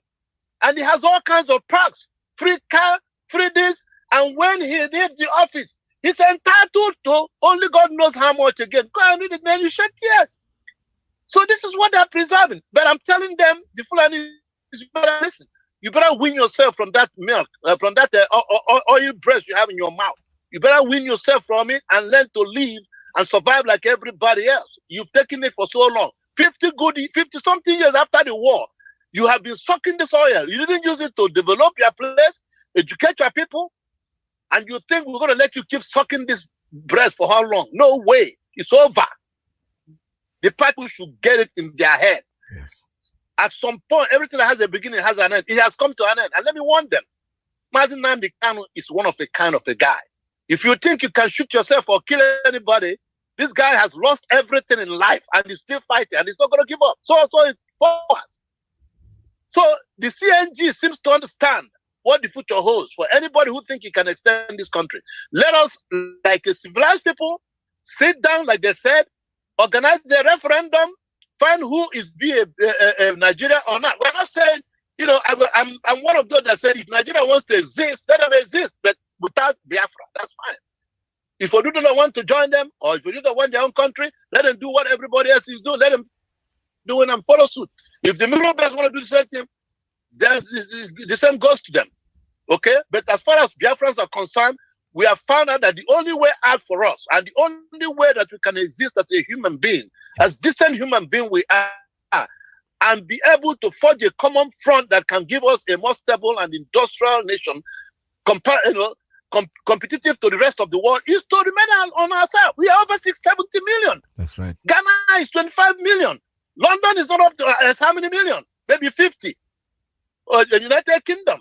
Look at the whole of Europe. Bosnia, Herzegovina, Muslim countries during the time of Clinton. Some of them are less than 1 million. That's right. And then you're talking about 70 strong, over 17 million, well-educated all over the world. Man, we have everything it takes to build a solid nation. That's right. So we are telling them, let's common sense free for all these useless blood. It does not help anybody. You are creating enemies. And for those that are creating fear, let me tell you one thing. Anybody who thinks that when you create countries, everybody will pack their things and go, it's a lie. Of course not. It's a liar. That's what the fear they're putting. If you create, you think. Let me tell you. You have Hausa, Fulani people in the east living and making money. This has been going on for many years. Okay, they will start. Nobody's telling you to pack your bag and baggages and go. After all, we all belong to ECOWAS.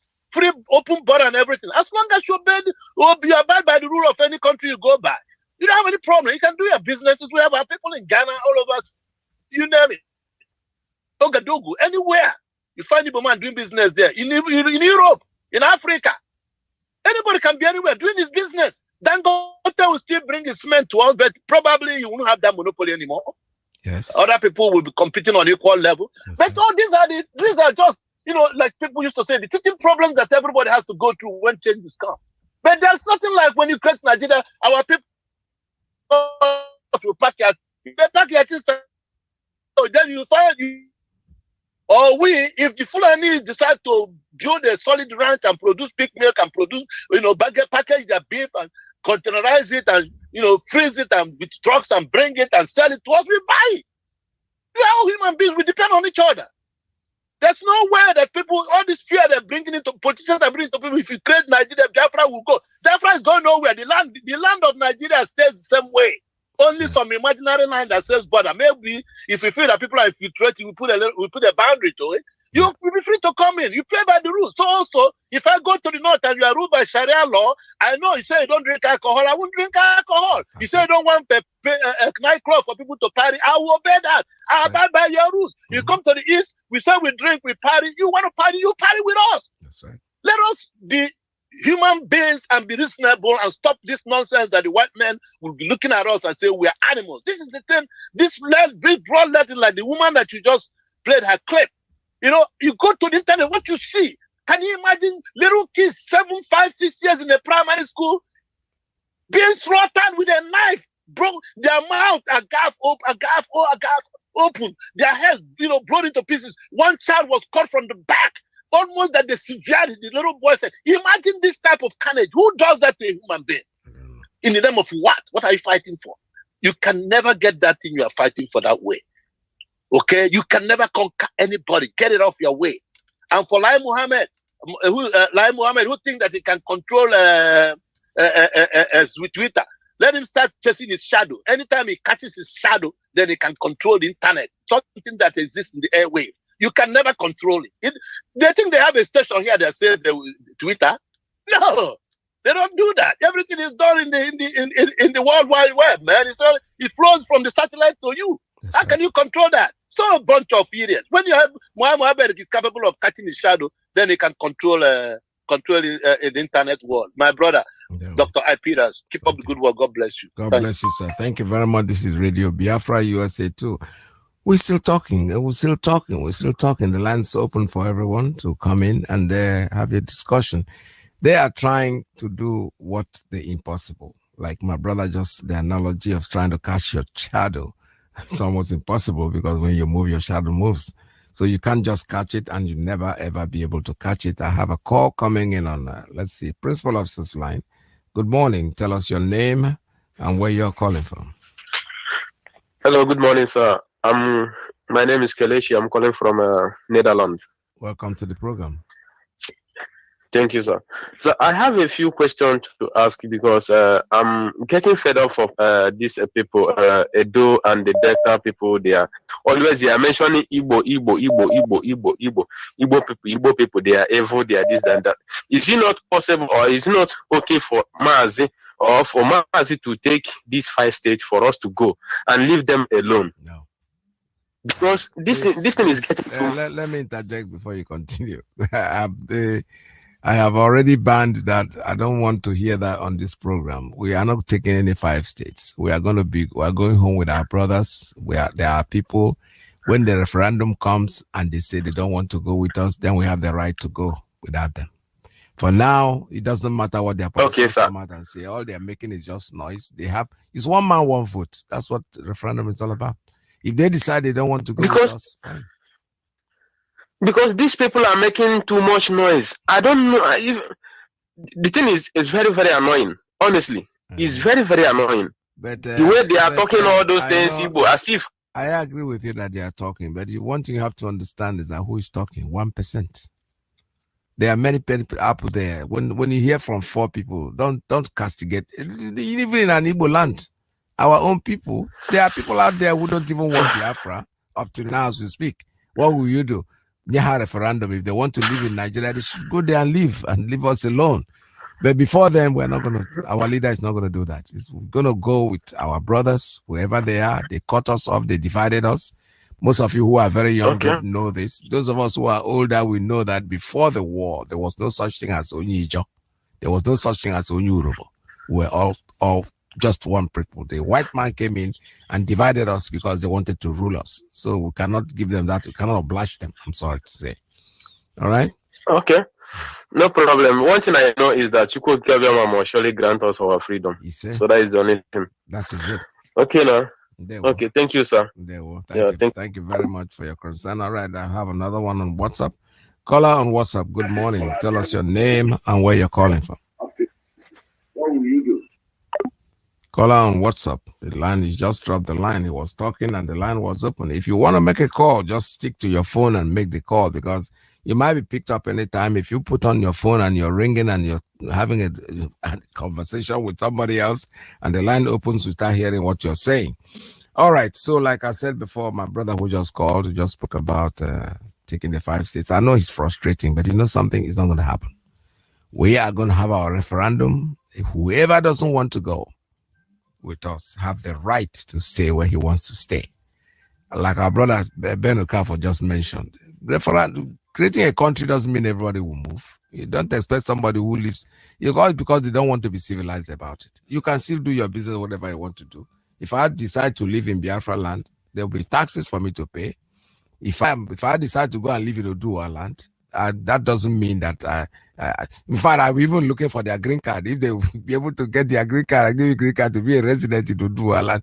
Of course I will, but I'm still a Biafran. I have my own home where I can go back to anytime. I have a call on Principal Officer's line. Good morning. Tell us your name and where you're calling from. Yes, Master Peters. Good morning, sir. Welcome to the program. Yeah, thank you, Peters. Thank you for having me. And thank you for what you have been doing for Biafra. Mazi, I just want to thank you once again for the answer you give to my brother. Just call right now. Just give me a right answer. Thank you for that, my brother. You're a wise man. Thank you. Because we have said it on this program, on this platform, nobody should bring this issue up again. But anyway, maybe this our brother have not been listening. It's also that you give him the right answer. Mazi, my name is Maz Madabuchi. Maz, why I call now is to, this is my own opinion. I don't know. Maz, if I'm not getting it right, please correct me. What I want to say is about, you see, anytime that our leader want to come on air to broadcast, please, I want the broadcasters not to say it 2-3 days before the broadcast. And I will tell you the reason I say so. Because you see, what they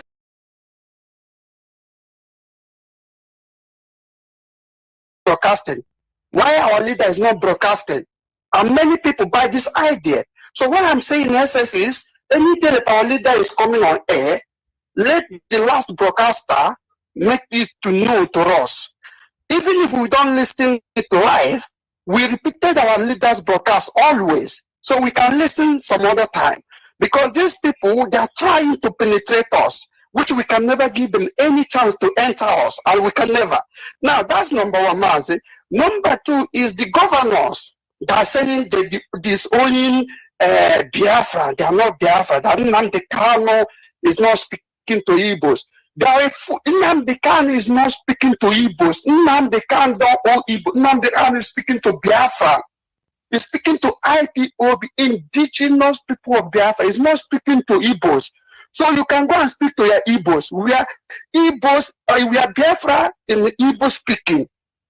We are Biafrans, Igbo speaking. So if you say Nnamdi Kanu cannot speak for Igbos, then you speak for Igbos. Nnamdi Kanu is speaking for Biafra, and we are Biafra. Now, Maz, before I drop, something that's going on, you see this like Muhammad, that's one of our brothers just say right now. That man is doing everything. Do you know that CNN, I think 2-3 days ago, CNN mentioned about Biafra issue, our agitation and the Biafran war, the past war. Do you know that Lai Mohammed is planning to ban CNN in Nigeria? What do you mean? Do you see how these people, do you see their mentality? They don't want to hear anything about Biafra issue. Any media, any foreign media or international media that talk about Biafra, they are threatening that media. Do you see what he's doing with Twitter today? That is going to ban Twitter. That is a supporting of IPOB. Why are they doing this? My brother, I do hear about you, and we will never let it go. We will get Biafra very soon. Thank you, and God bless you, sir. Thank you, sir. God bless you. Thank you very much. You know, the English language disown.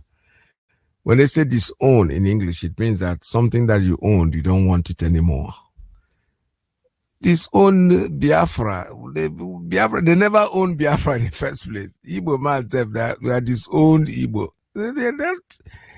How can you disown what you don't own? You can work on something. Like when they say restructure Nigeria, and I ask them, was Nigeria structured in the first place?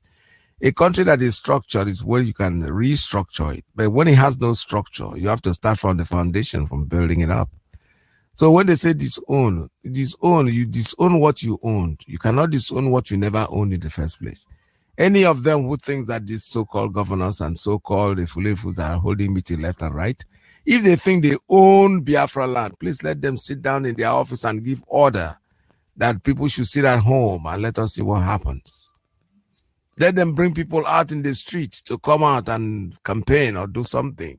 That's when we know you own them. You don't own anything. You are just a bunch of idiots that are fooling themselves, bunch of lizards that think that they are crocodiles. They can never get anywhere in what they are doing. They are wasting their time. And have a call coming in. Let me take this one on WhatsApp line. Call out. Good morning. Tell us your name and where you're calling from. Mazi Akritas, good morning. Welcome to the program.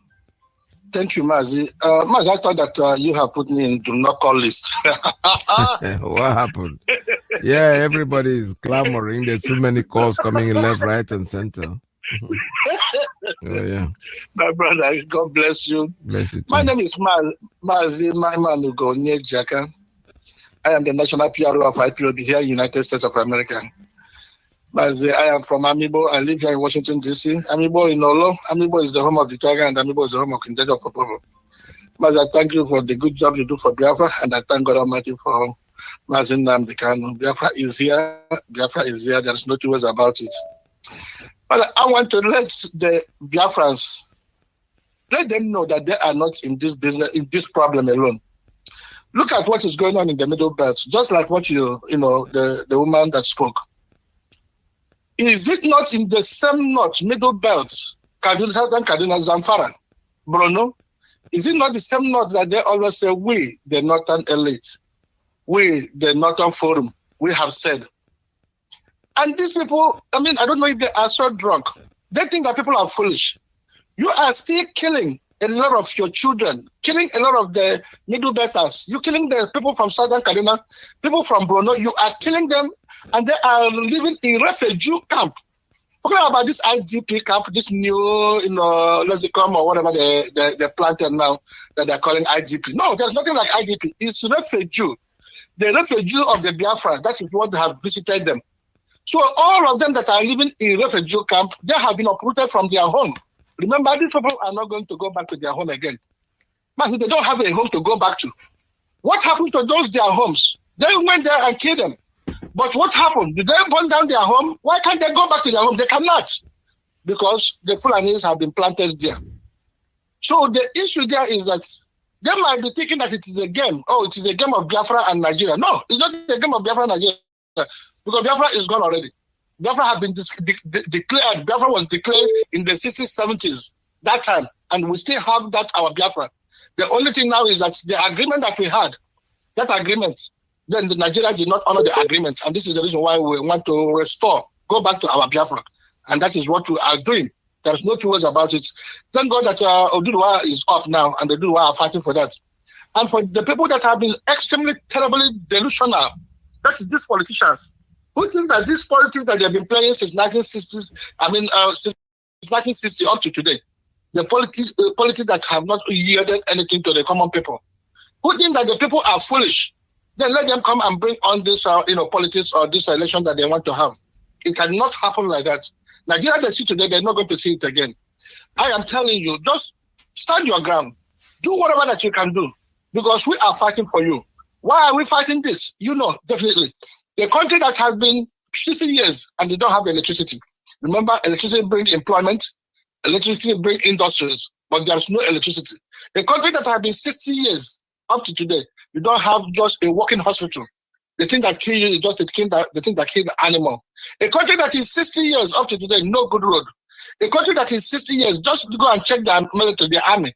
If you go to England, you will see the army, you cannot even see any army or any soldier on the street.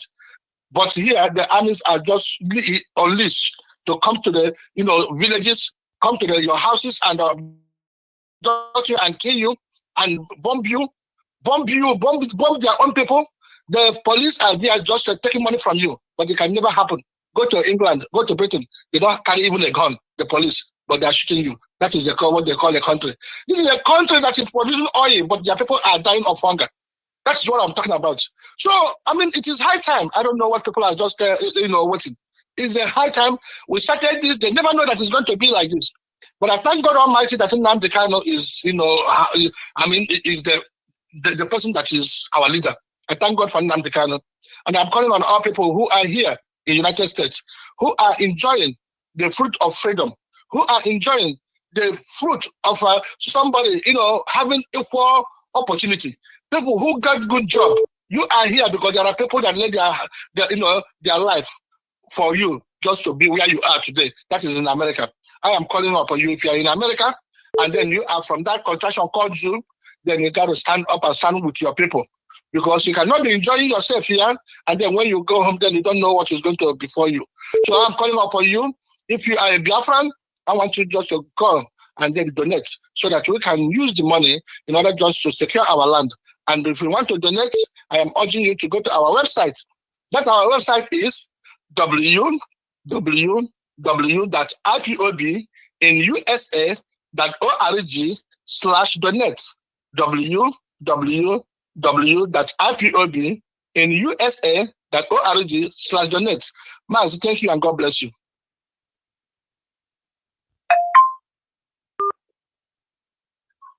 Call on Signal. Good morning. Tell us your name and where you're calling from.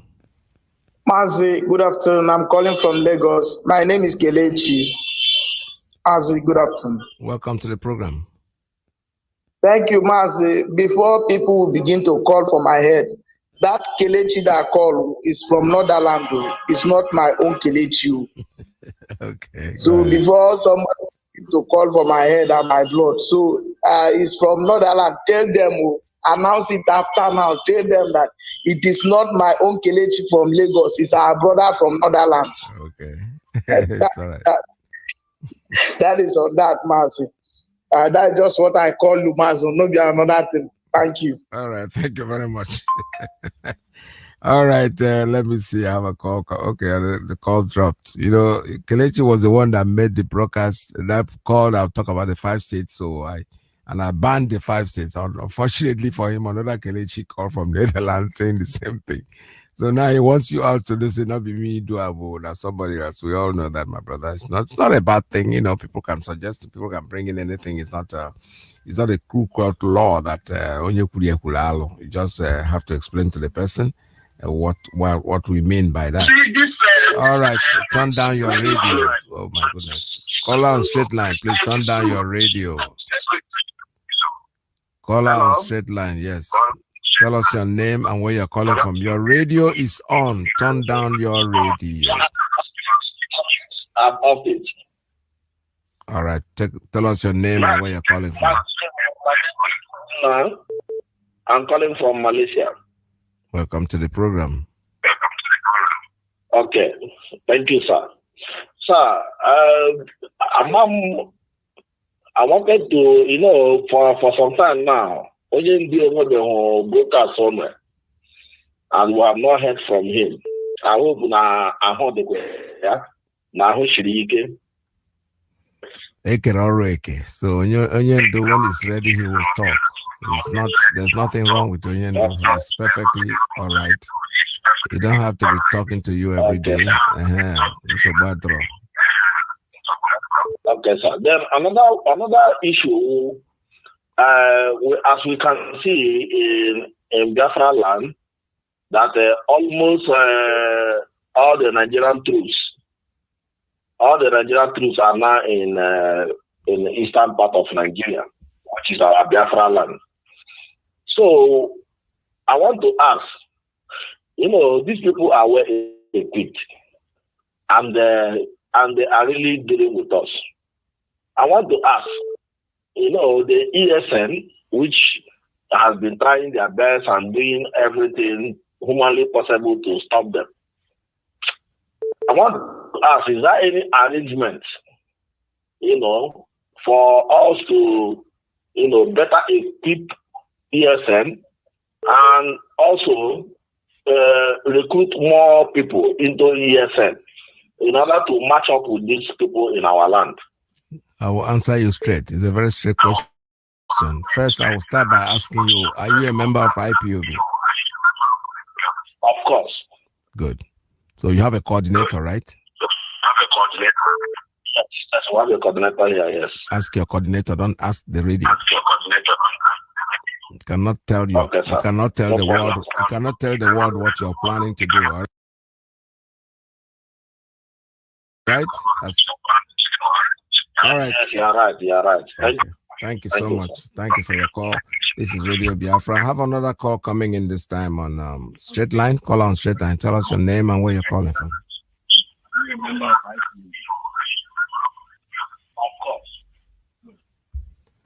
All right. That line. Okay. Let's see. I'm having a problem here with this phone. All right. My brother have just called. He has a very good question, but I want him to take that question home and ask. Not an issue to be discussed on radio. All right. Let's see another one that is calling on the principal officer's line. Good morning. Tell us your name and where you're calling from. Master, can you hear me? Loud and clear, sir. Go ahead. Tell us your name. Thank you very much, Mazi. It's your brother calling from my location. Mazi, I appreciate you so much for your good job, to be honestly. Biafrans do, and we appreciate our leader.